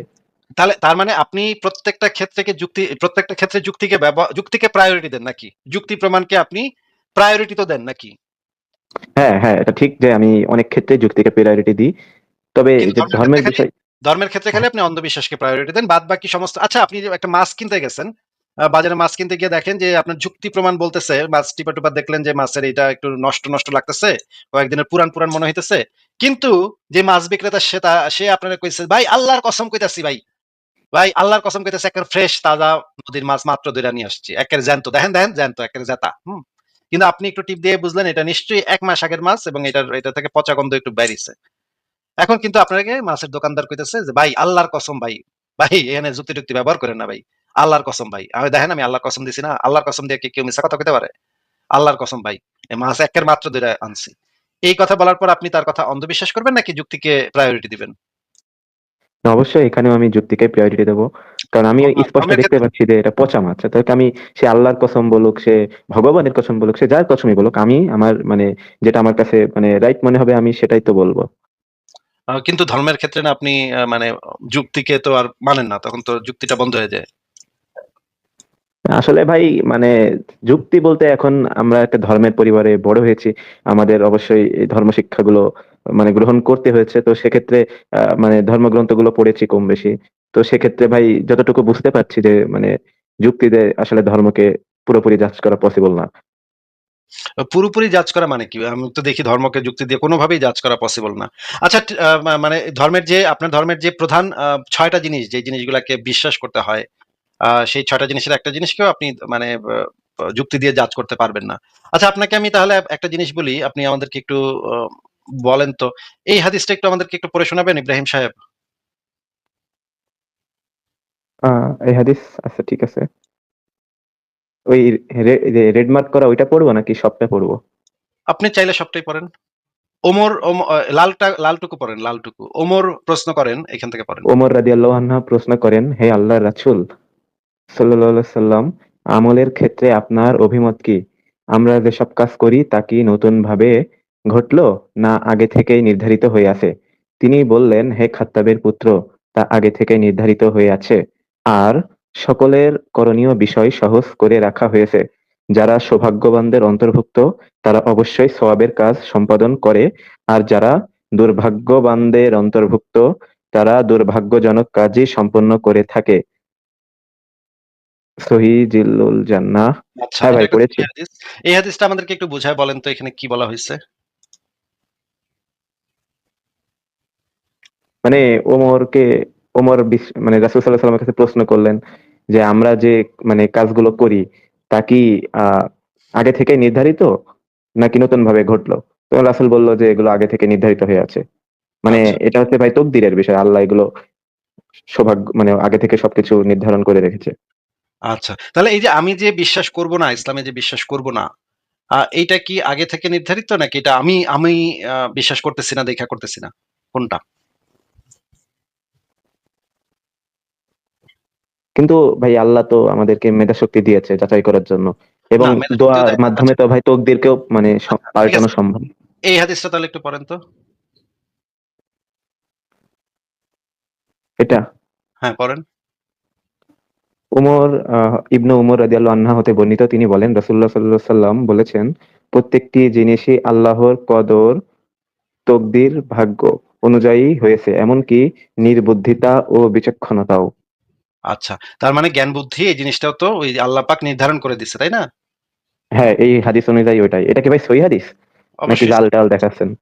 অবশ্যই সহিহ হাদিস, নিচে দেখেন, নিচে লেখা আছে।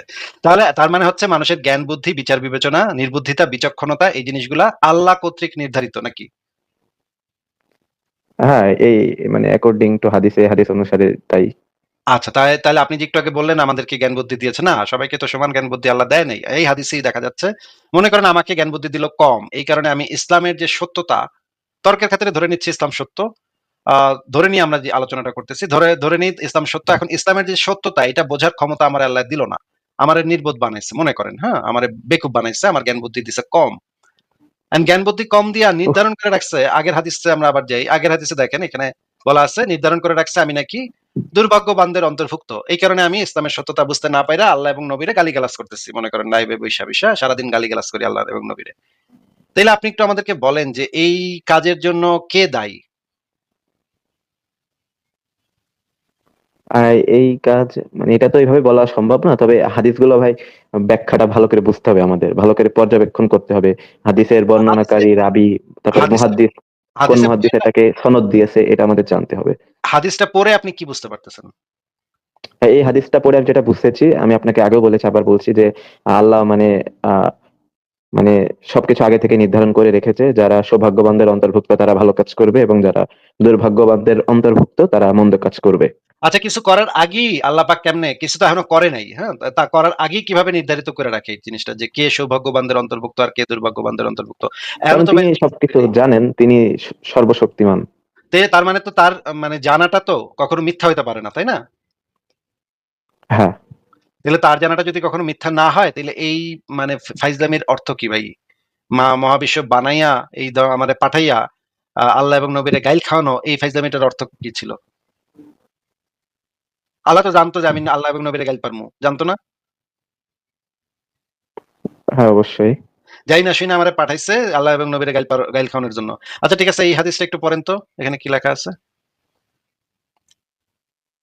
এ তো ওমর অনেক বড় হাদিস। আচ্ছা ঠিক ওমর আছে বলেন, আমি আচ্ছা দাঁড়ান আরেকটা, আচ্ছা এইখান থেকে পড়েন, এটার থেকে পড়েন, এখানে আরো সুন্দরভাবে দেয়া আছে জিনিসটা। প্রথম থেকে পড়বো।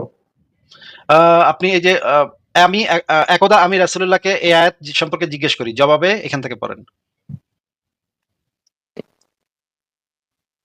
ও হ্যাঁ পাইছি।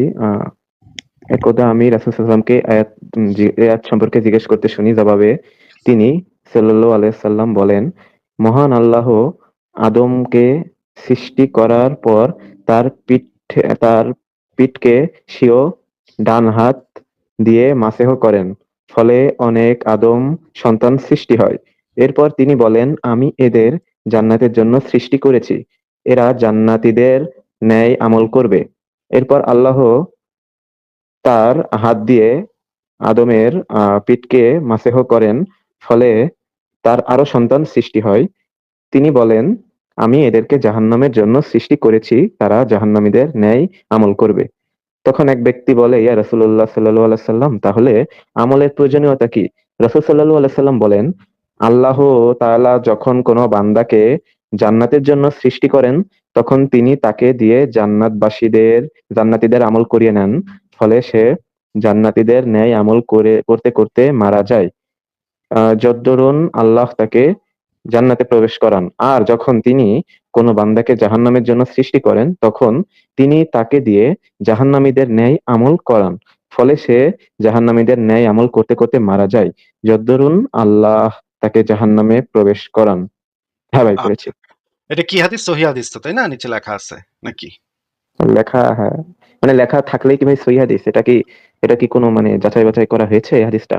হ্যাঁ, এটা তাহকিক করা হয়েছে, তাহকিক করে এই হাদিসটাকে সহিহ গ্রেডিং দেওয়া হয়েছে। আমি অন্য হাদিসগুলো আপনাকে দেখাইছি, যেটা আপনি বলছেন, এই যে যেমন ধরেন এটা হচ্ছে তাহকিককৃত সহিহ হাদিস, আর এটা হচ্ছে সহিহ হাদিস। এই হাদিসটা কি তাহকিকটা দেখাইছিলাম আমি এই জায়গাতে, কিন্তু আপনি বলছিলেন যে এটা অনেক বড়, এই জন্য আমি এইটা দেখাইছি। দুইটাই একই হাদিস, কিন্তু একটা তাহকিক সহ, একটা তাহকিক ছাড়া। তাহকিক সহ এই হাদিসটা সহি, এবং এই সহি পিঠ বুলানো শব্দটা নিয়ে শুধুমাত্র কিছু আলেমের আপত্তি আছে। পিঠ বুলানো শব্দটা বাদ দিয়ে বাদ বাকি পুরো হাদিসটা আল্লামা নাসিরুদ্দিন আলবানী সহি গ্রেডিং দিয়েছেন। উনি একজন সর্বশ্রেষ্ঠ মুহাদ্দিসদের একজন, ওনার গ্রেডিং এ কোনো মানে সমস্যা থাকার কথা না। এই হাদিসটা কার আরো কথা বললেন ভাই? আরেকবার বলেন, কার কথা? আল্লামা আল্লাহ। নাসিরুদ্দিন আলবানী। ও আচ্ছা আচ্ছা, হ্যাঁ ওনার নাম শুনেছি, উনি একজন বড় মাপের মুহাদ্দিস ছিলেন। হ্যাঁ, গত শতাব্দীর সবচেয়ে বড় মুহাদ্দিস। এই যে এই হাদিসটা মিশকাতুল মাসাবিতেও আছে, এই হাদিসটা মুয়াত্তা মালিকেও আছে।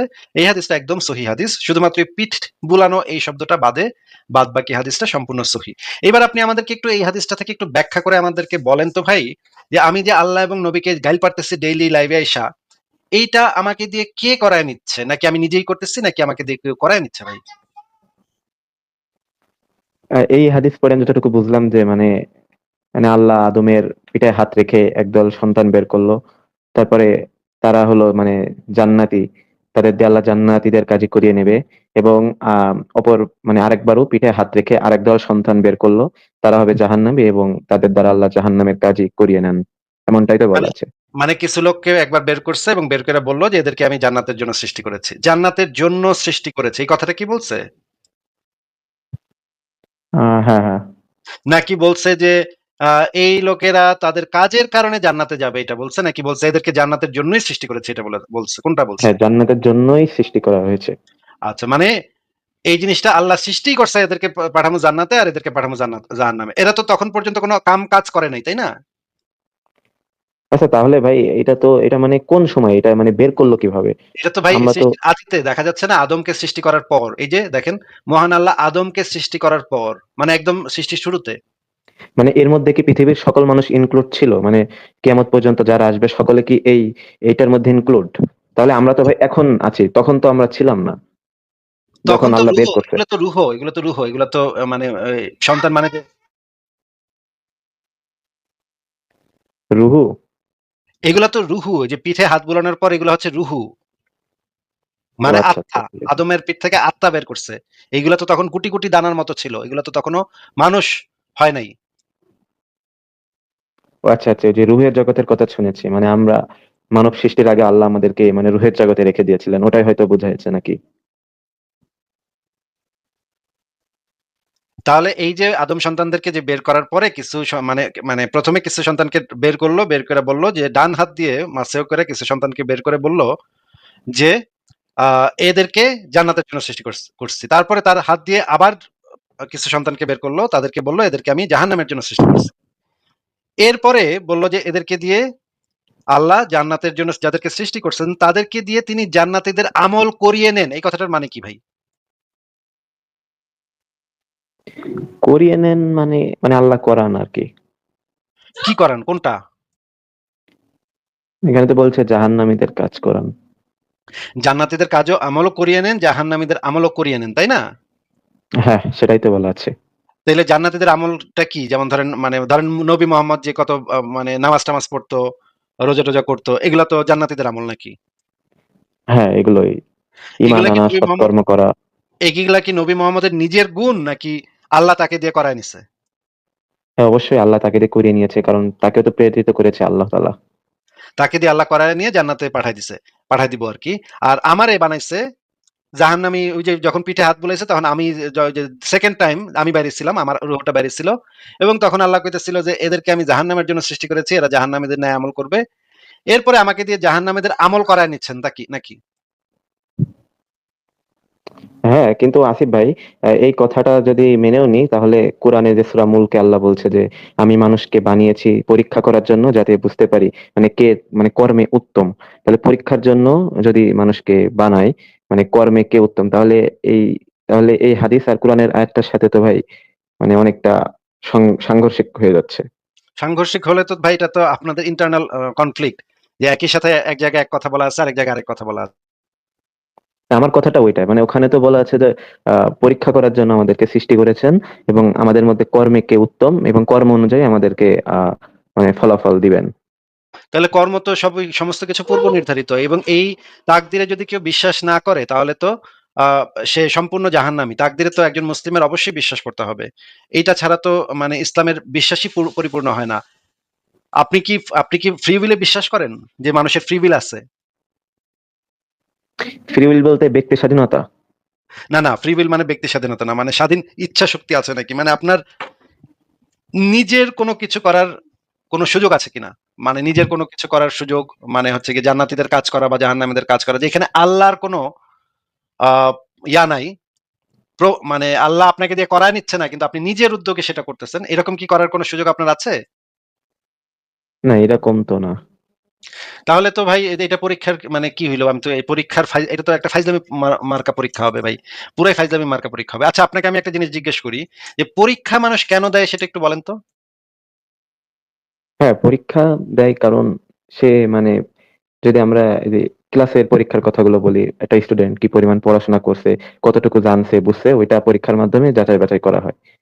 না না, পরীক্ষাটা দেওয়া হয় যেন আপনি আপনার যে ভবিষ্যৎ যে জীবন, ভবিষ্যৎ যে আহ মানে মনে করেন এক জায়গায় আপনি চাকরি করলেন বা ব্যবসা করলেন, যেটাই হয়, আপনার যে ভবিষ্যতের যে জীবনটা আছে আপনার, সেই জীবনে যেন আপনি এই জিনিসগুলাকে কাজে লাগাইতে পারেন, সেই কাজে লাগানোর জন্য এই জিনিসগুলো আপনি পড়ালেখা করছেন কিনা সেই জিনিসটা টেস্ট করা হয় পরীক্ষার মাধ্যমে, তাই না ভাই? হ্যাঁ, হ্যাঁ, এটা। মনে করেন, মনে করেন একদিন আপনি মনে করেন একটা জিমে আপনি এক্সারসাইজ করেন এবং একদিন একটা পরীক্ষা নিল তারা। পরীক্ষাটা নিবে কখন? মনে করেন আপনি যে মনে করেন তাদের একটা আহ, পরীক্ষা, এই যে যে পরীক্ষাটা হবে সেই পরীক্ষাটা দ্বারা কি আপনি কি গেইন করবেন, পরীক্ষাটা দিয়ে যখন পাশ করবেন তখন আপনার আসলে গেইনটা কি? মনে করেন যে কোনো পরীক্ষা, মনে করেন ক্লাস মেট্রিক পরীক্ষা আপনি গোল্ডেন এ প্লাস পাইছেন, এই যে গোল্ডেন এ প্লাসটা পাইছেন, এই পরীক্ষাটা যে নেওয়া হয়েছে, এটা দরকারটা কি ছিল? দরকারটা তো এটাই ছিল যে আপনি ইন্টারমিডিয়েটে যেন আহ, না আটকান, বা ইন্টারমিডিয়েটের জন্য যে পড়ালেখাটা আছে সেটাতে আপনার জন্য আরো সুবিধা হয়। নাহলে তো এই পরীক্ষাটার কোনো অর্থ হইতো না, তাই না? হুম, রাইট। মনে করেন আহ, তারপরে হচ্ছে কি আপনি অনার্স করছেন, মাস্টার্স করছেন, সবকিছু সব জায়গাতেই পরীক্ষা দিচ্ছেন, কারণ হচ্ছে আপনি আপনার কর্মজীবনে যেন এই জিনিসগুলোকে কাজে লাগাতে পারেন, সেটার জন্যই তো পরীক্ষাগুলো নেওয়া হয়। মানে কর্মজীবনটা হচ্ছে এখানে মেইন উদ্দেশ্য, যে সেইটাকে সেইখানে যেন আপনি ঠিকভাবে অ্যাডজাস্ট করতে পারেন, ঠিকভাবে কাজ করতে পারেন, সেইটার পুরাটা পুরাটা মানে প্রশিক্ষণটা আপনার হয় ছাত্র জীবনে। ছাত্র জীবন পুরাটা সময় আপনি আপনার কর্মজীবনে কি করবেন না না করবেন, সেই জীবনটা, সেই জিনিসটা আপনি নির্ধারণ করেন ছাত্র জীবনে, সেই জিনিসটা প্র্যাকটিস করেন এবং সেই জিনিসটা আপনি বারবার পরীক্ষা দিয়ে নিজেকে আরো শুদ্ধ করে নেন, তাই না? হুম, অবশ্যই। কিন্তু পৃথিবীর বিভিন্ন দেশে আপনি জানেন কিনা যে পরীক্ষা সিস্টেমটা কিন্তু পৃথিবীর বিভিন্ন দেশে উঠে যাচ্ছে। আপনি কি এটা জানেন যে বিভিন্ন দেশ আছে, সভ্য দেশ যেগুলা, সেখানে স্কুলে, বাচ্চাদের স্কুলে পরীক্ষার সিস্টেম প্রায় উঠে গেছে। এখন হয়তো এরকম কোনো পরীক্ষার সিস্টেম নাই। জানেন আপনি এটা? হ্যাঁ, এগুলো মোটামুটি জানি। মানে আমাদের বাংলাদেশের শিক্ষা ব্যবস্থা খুব একটা ভালো না। তবে সভ্য দেশগুলো যেগুলো আছে, ওয়েস্টার্ন কান্ট্রি, ওগুলো শিক্ষা ব্যবস্থা অনেক ভালো এবং ওদের পরীক্ষাগুলো মানে আমাদের দেশে যে পদ্ধতিতে নেওয়া হয় ওদেরটা একটু ডিফারেন্স। হ্যাঁ, তার মানে হচ্ছে তারা যেভাবে মনে করেন আমার ছেলেকে আমি পরীক্ষা নিতেছি, সেটার তো একমাত্র কারণ এটা হইতে পারে, মনে করেন আমি তাকে একটা ম্যাথমেটিক্স শেখাইলাম, মানে ১ থেকে ১,০০০ পর্যন্ত লিখতে শিখাইলাম। তারপর আমি তাকে একটা পরীক্ষা নিলাম, তুমি একটা খাতায় লেখো ১ থেকে ১,০০০। তারপর সে ১ থেকে ১,০০০ লিখলো। লিখা পারলো। আমি এটা তাকে কেন শিখাইলাম এবং পরীক্ষাটাও বা কেন নিলাম? কারণ হচ্ছে সে যেন যখন স্কুল-টুল পাস করবে বা তার ভবিষ্যৎ জীবনে যখন সে যাবে, সে যেন উপরের ক্লাসে যাইতে পারে। এটা হচ্ছে ১ নম্বর কথা। ২ নম্বর কথা হচ্ছে সে যখন দোকানে-টোকানে যাবে, দোকানে-টোকানে গিয়ে যেন সে এই যে হিসাব-নিকাশটা করতে পারে ঠিকমতো। ৳১০০ নোট দিলে সে যেন বাদবাকি টাকা ঠিকমতো ফেরত আনতে পারে। মানে বাস্তব জীবনে এই জিনিসটার একটা প্রয়োগ সে ঘটাইতে পারে। এইজন্যই তো আমি পরীক্ষাটা নেই, তাই না? হুম, ঠিক আছে। তাহলে আল্লাহ যে আমাদেরকে পরীক্ষাটা নিতেছে, এই পরীক্ষাটার বাস্তব কোনো উপযোগ তো নাই আসলে। কারণ এই পরীক্ষাটার পরে তো আমরা জান্নাতে যাবো, জান্নাতে গিয়ে হুর লাগাবো, আর জাহান্নামে যাবো কেউ, জাহান্নামে গিয়ে পুড়বো। এই পরীক্ষাটার তো বাস্তব কোনো প্রয়োগ নাই। তাইলে এই পরীক্ষাটার উদ্দেশ্যটা কি একটু বলেন তো?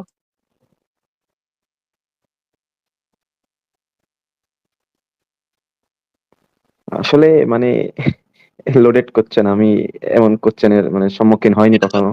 এটা তো লোডেড কোয়েশ্চেন না। এটা মোটেও লোডেড কোয়েশ্চেন না। আমি আপনার যে ধর্মে যে পরীক্ষার সিস্টেমটা আছে সেটাকে সত্য ধরেই আমি জিজ্ঞেস করছি যে এই পরীক্ষাটার উদ্দেশ্যটা কি? এই পরীক্ষাটা দিয়ে পাশ কইরা আমি কি হাসিল করব?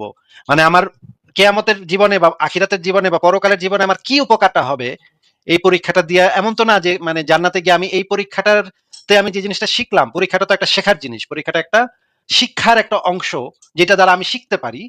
কিন্তু এই যে পৃথিবীর এই পরীক্ষাটার এই শিক্ষাটা দিয়ে আমি কাজে লাগাবোটা কোথায়? এই পরীক্ষার যে জ্ঞানটা আমি অর্জন করলাম, পরীক্ষা দিয়ে যে জ্ঞানটা অর্জন করলাম, এটা আমি কাজে লাগাবো কোথায় বলেন তো? হ্যাঁ, এটা যদি বলি মানে পৃথিবীর সিস্টেম আর আখিরাতের সিস্টেমটা তো আলাদা। আপনি হয়তো পৃথিবীতে সার্ভাইভ করার জন্য এই পরীক্ষা পৃথিবীর যে মানে এই পরীক্ষাগুলো অবশ্যই কাজে লাগবে, কিন্তু আল্লাহ মনে করেন যেগুলো আইন দিছে ওইগুলো যদি আপনি ফলো করেন তাহলে পরকালেও কিন্তু একটা সুবিধা পাচ্ছেন, জান্নাত আমার জাহান্নাম, তাই না ভাই? প্রশ্নটা হচ্ছে যে এই পরীক্ষাটা দিয়ে আমি যে জ্ঞানটা অর্জন করলাম বা যে জিনিসটা শিখলাম, পরীক্ষা তো দেয় মানুষ শিক্ষার জন্য, শিক্ষার একটা অংশ। পরীক্ষা তো হ্যাঁ, হ্যাঁ, হ্যাঁ। শিক্ষার আলাদা কিছু না, শিক্ষার একটা অন্তর্ভুক্ত জিনিস। তো পরীক্ষাটা দিয়া তো আমি একটা জিনিস শিখবো, তাই না? পরীক্ষার ফলাফলটা পাইয়া আমি বুঝতে পারবো যে আমি এখানে ভুল করছিলাম, এখানে শুদ্ধ করছিলাম। মানে যখন আমি পরীক্ষার রেজাল্টটা পাই তখন আমি সেই জিনিসটা বুঝতে পারি যে এইটা এখানে ভুল করছিলাম, এখানে শুদ্ধ করছিলাম। তখন আমি যেই জায়গাতে ভুল করছিলাম সেই ভুলগুলা নিজেকে শুধরায় নিতে পারি, নিজেকে সঠিক করে নিতে পারি। কিন্তু আল্লাহর এই পরীক্ষাটার তো শুধরানোর কোনো জায়গা নাই। সে তো জান্নাতে চলে যাচ্ছে বা জাহান্নামে চলে যাচ্ছে।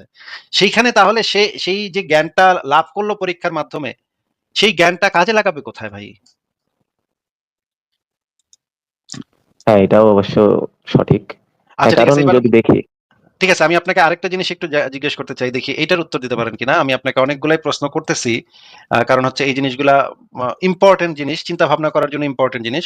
আচ্ছা, কোরআনে তো এই জিনিসটা বলা আছে, দেখেন সূরা বাকারার ৩১ নম্বর আয়াতে বলা আছে, আর তিনি আদমকে সৃষ্টি করার পর তিনি আদমকে নামসমূহ শিক্ষা দিলেন এবং তা ফেরেশতাদের সামনে উপস্থাপন করলেন।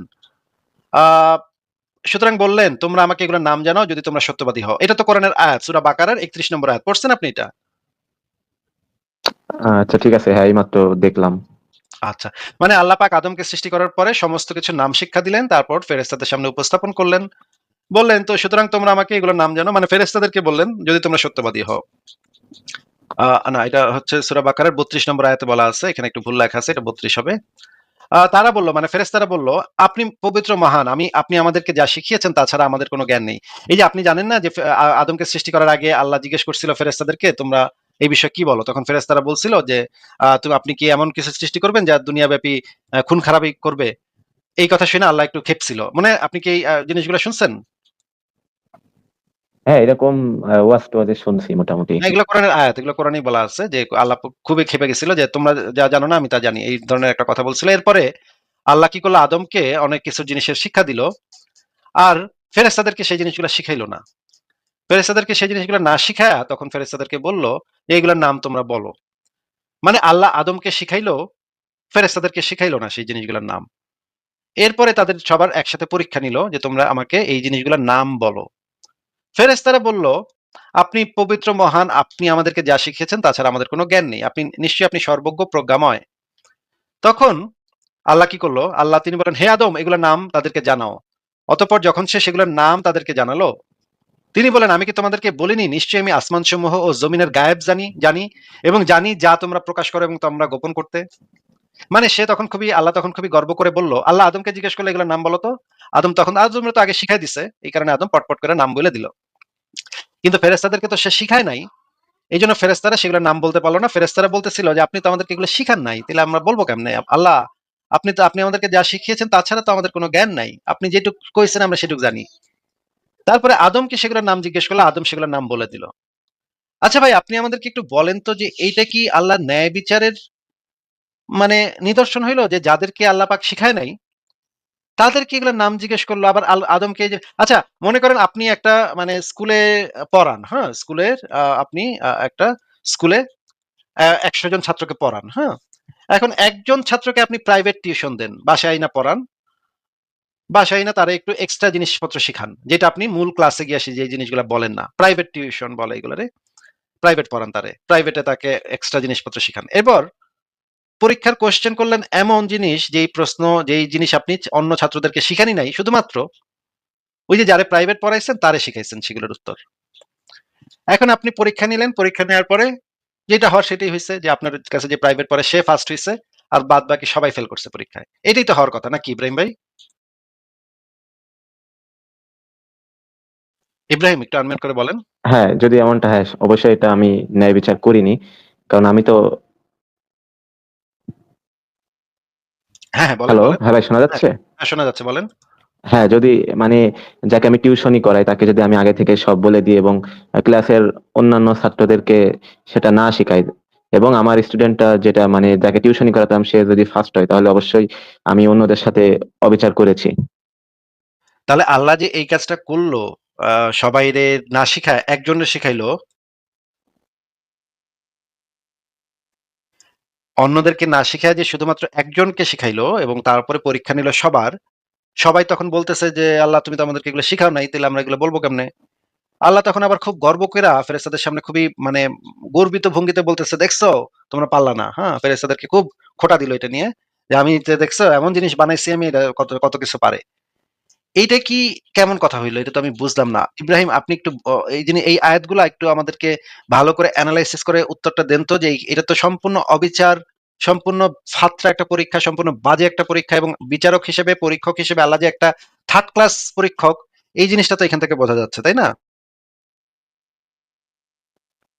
ভাই মানে আয়াতটা তো ভালো করে মানে ব্যাখ্যা বিশ্লেষণটা না জেনে আমি একটা কনক্লুশনে পৌঁছাতে পারি না।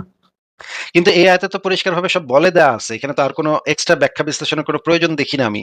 আল্লাহ পাক ১ম এ আদমকে সৃষ্টি করছিল, তখন ফেরেশতারা সেটাতে একটু আপত্তি করছিল। পরে আল্লাহ পাক মানে বলছিল, "আচ্ছা ঠিক আছে। দেখাইতেছি, তোমাকে করে দেখাইতেছি ফেরেশতারা, তো করে দেখাইতেছি।" তারপরে সে গোপনে আদমরে সবকিছু শিক্ষা দিল। কিন্তু ফেরেশতাদেরকে সেই জিনিসগুলা শিক্ষা দিল না। ভাই আয়াতের ভিতরেই তো এটা লেখা আছে। এটা তো আর এক্সট্রা কোনো আপনার ব্যাখ্যা বিশ্লেষণের কোনো প্রয়োজন নাই। আদমকে এই জিনিসগুলো শিখাইছে, ফেরেশতাদেরকে সেই জিনিসগুলো শিখায় নাই। ফেরেশতারা আবার বলতেছে যে, "তুমি তো আমাদেরকে এগুলো শিখাও নাই। আমরা কেমনে বলবো এগুলোর নাম?" তখন আল্লাহ আদমকে জিজ্ঞেস করলো। আদম সেগুলোর নামগুলা সব ঠিকঠাক মতো কইলো। কারণ তারা আগে শিখাইছে। আয়াতেই লেখা আছে যে আদমরে শিখাইছে গোপনে। এইটার জন্য আবার ফেরেশতাদের সে খোঁটা দিতেছে যে, "তোমরা তো পারলা না। হ্যাঁ? আদম তো পারছে।" এইটা তো আয়াতের ভিতরে স্পষ্ট। আপনি আমাদেরকে একটু বুঝান যে এই আয়াত থেকে যেটা বোঝা যাচ্ছে, এটার আর কি ব্যাখ্যা বিশ্লেষণ আপনার লাগবে একটু বলেন তো? না ঠিক আছে, আপনার কথা আমি বুঝতে পেরেছি।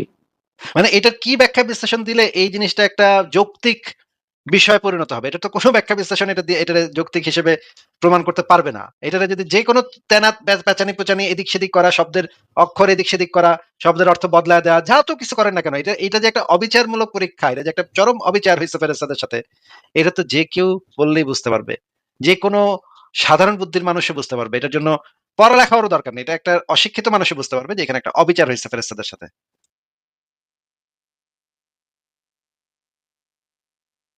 আচ্ছা, ইব্রাহিম ভাই, আপনি কি অন্য ধর্মের ভিতরে যখন আপনি এই ধরনের গোঁজামিল বা এই ধরনের উদ্ভট জিনিসপত্র পান, তখনও কি আপনি ভাবেন যে আমার তো ব্যাখ্যা বিশ্লেষণ দেখন লাগবো, না দেখলে তো বুঝন যাইতেছে না যে এটা কি?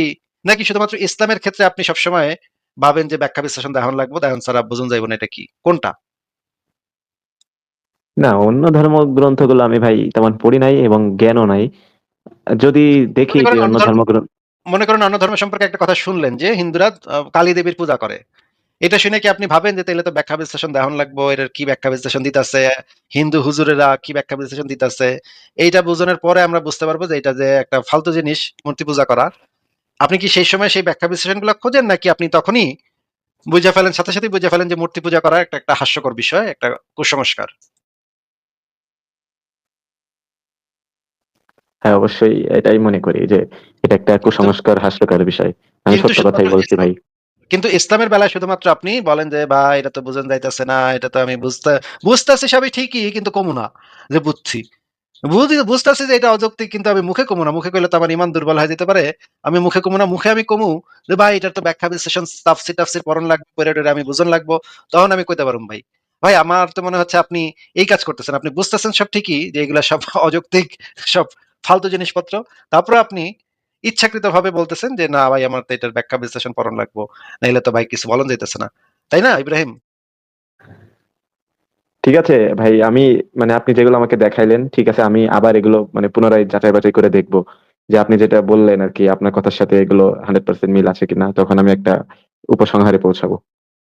ঠিক আছে, কিন্তু মনে করেন ব্যাখ্যা বিশ্লেষণ আপনি পড়তে গেলেন, কোন একটা হুজুরের কাছে গেলেন, সে আপনার এই গোজামিল দিয়ে একটা এমন একটা ব্যাখ্যা দিল যেটা এই আয়াতের ভিতরে নাই, সেটা আপনারা বলে দিল, আয়াতের উল্টা কথাটা বলে দিল আপনারা, মনে করেন আয়াতের একদম অপোজিট কথাটা আপনারা শিখাই দিল যে এইটার ব্যাখ্যা হইতেছে এইটা। এখন নবী যেটা কইতেছে সেটাকে কি আমরা ইসলামের রেফারেন্স হিসেবে ধরবো, নাকি ওই আলেমে যেটা কইছে সেটারে ইসলামের রেফারেন্স হিসেবে ধরবো? অবশ্যই রাসূল সাল্লাল্লাহু আলাইহি সাল্লাম যেটা বলেছেন ওটাই আমরা রেফারেন্স হিসেবে ধরবো। তবে যদি দেখি যে আলেমটা মানে কোনো গোঁজামিল দিচ্ছে বা এক্সট্রা কোনো পয়েন্ট অ্যাড করছে বা মিথ্যা কথা বলছে, মিথ্যার আশ্রয় নিচ্ছে ব্যাখ্যা করতে গিয়ে, তখন অবশ্যই আমরা ওই আলেমের ব্যাখ্যাটাকে রিজেক্ট করে দেব। হ্যাঁ, মনে করেন একজন আপনি একজন আলেমের কাছে গেছেন, হুজুর আমারে লা ইলাহা ইল্লাল্লাহ এটার অর্থ বুঝাই দেন। সে আপনারে এটার অর্থ বুঝাইতে পারে এইভাবে যে আল্লাহই একমাত্র ঈশ্বর বা একমাত্র ইবাদতের উপযুক্ত। এইভাবে নানা ব্যাখ্যা-ট্যাখ্যা সে দিতে পারে। কিন্তু সে কিন্তু এই ব্যাখ্যা কখনো দিতে পারবে না যে আল্লাহ ছাড়াও আরো ৩-৪ টা ইলাহ আছে। এই ব্যাখ্যা দিলে কিন্তু, এই ব্যাখ্যা যদি কেউ দেয় তাহলে কিন্তু এটা মানে যেই জিনিসটা নিয়ে আপনি ব্যাখ্যা করতে গেছেন সেটার বিপরীতে চলে গেল। তাই না? হুম, অবশ্যই। মানে ব্যাখ্যাটা হইতে হয় সবসময় যে জিনিসটার ব্যাখ্যা আপনি করতেছেন সেটার সাথে সঙ্গতিপূর্ণ। যদি সেটা উল্টায় দেয়, সঙ্গতিপূর্ণ। ব্যাখ্যাকারক যদি উল্টায় দেয় জিনিসটারে, যদি অপোজিটটা কয় যে না এটার ব্যাখ্যা হইতেছে এটার উল্টাটা, ওইটা তো আর ব্যাখ্যা না, তাই না? জি। আচ্ছা, আপনাকে আমি এই জিনিসটাই জানায় রাখলাম যে আপনি যখন ব্যাখ্যা নিতে যাইবেন তখন যদি তারা উল্টা জিনিসটারে ব্যাখ্যার সময় যদি উল্টা কথাটা কয়, তখন আপনি তাদেরকে যেন ধরতে পারেন যে ভাই এখানে লেখা আছে এই কথা, আপনি ব্যাখ্যাও কইতেছেন উল্টা কথা, এটা কেমনে হইলো? ব্যাখ্যা তো দিবেন এটার, এটা কেমনে হইলো এটা সেটার ব্যাখ্যা দিবেন। উল্টা কথা কই আপনি ব্যাখ্যা দিতেছেন কেন? উল্টা কথা তো এটার, এটা তো নবীর কথার বিরুদ্ধে চলে যাচ্ছে জিনিসটা। তাই না? বুঝতে পারছেন আপনি বিষয়টা? জি ভাই, বুঝতে পারছি। মনে করেন ওইখানে এই কোরআনের আয়াতে লেখা আছে আল্লাহ আদমকে শিক্ষা দিছে, ফেরেশতাদেরকে শিক্ষা দেয় নাই। এখন মুমিনের হুজুরের কাছে গেছেন, হুজুর কইলো আরে না, ফেরেশতাদেরও শিক্ষা দিছিল, এটার ব্যাখ্যা হইতাছে ফেরেশতাদেরও শিখাইছিল, ফেরেশতারা ভুইলা গেছে। তা আপনি তখন তাদেরকে বলবেন ভাই কোথায় ভুইলা, কোরআনে তো কোথাও লেখা নাই যে ফেরেশতাদেরকে শিক্ষা দিছিল, আর শিক্ষা দিয়া থাকলে ফেরেশতারা এই কথা কইবো কেন? যে আপনি আমাদেরকে যা শিক্ষা দিচ্ছেন তাছাড়া আমাদের কোনো জ্ঞান নাই। আপনি তো পুরা কোরআনের আয়াতের বিপরীতে কথা কইতেছেন। আপনি এইভাবে হুজুরকে ধরবেন যে হুজুর এইটা তো কোথাও বলা নাই, আপনি কই পাইলেন এটা যে ফেরেশতাদেরকে শিক্ষা দিছিল? এটা তো আপনি দেখান, তাইলে বাইর করে দেখান আমাদেরকে। এটা তো দেখাইতে পারবে না হুজুরে, তাই না? হুম, সেটাই। ঠিক আছে, আপনি যখন হুজুরদের সাথে কথা বলবেন বুঝতে পারবেন, আপনি তাদের কথা শুনলেই বুঝতে পারবেন যারা তারা নানাভাবে গোঁজামিল দেওয়ার চেষ্টা করবে, নানাভাবে তেনাবাজি করার চেষ্টা করবে। আপনি এই বিষয়ে সাবধান থেকে সঠিক যৌক্তিক উত্তরটা নিয়ে আসেন। নিয়ে এসে নেক্সট লাইভে যুক্ত হন, তখন আপনার সাথে আবার কথা বলব। তাহলে ইব্রাহিম ভাই আজকে আপনাকে বিদায় জানাই। ঠিক আছে? ঠিক আছে ভাই, আপনার কথা শুনে তো আমার মানে ইমানটা একটু নড়বড় মতো হয়ে যাচ্ছে, চলে এমনটাই গেছে। মনে হচ্ছে আপনার কথাবার্তা এগুলা শুনে। এগুলা সবই শয়তানের ওয়াসওয়াসা। আপনি জোরে জোরে পড়েন আশহাদু আল্লা ইলাহা ইল্লাল্লাহ, এটা পড়েন, তাহলে দেখবেন শয়তান চলে গেছে ভাই। ঠিক আছে ভাই, আজকে বিদায় নিই। ঠিক আছে ভাই, ভালো থাকেন। আপনাকে তাহলে বিদায় জানাচ্ছি।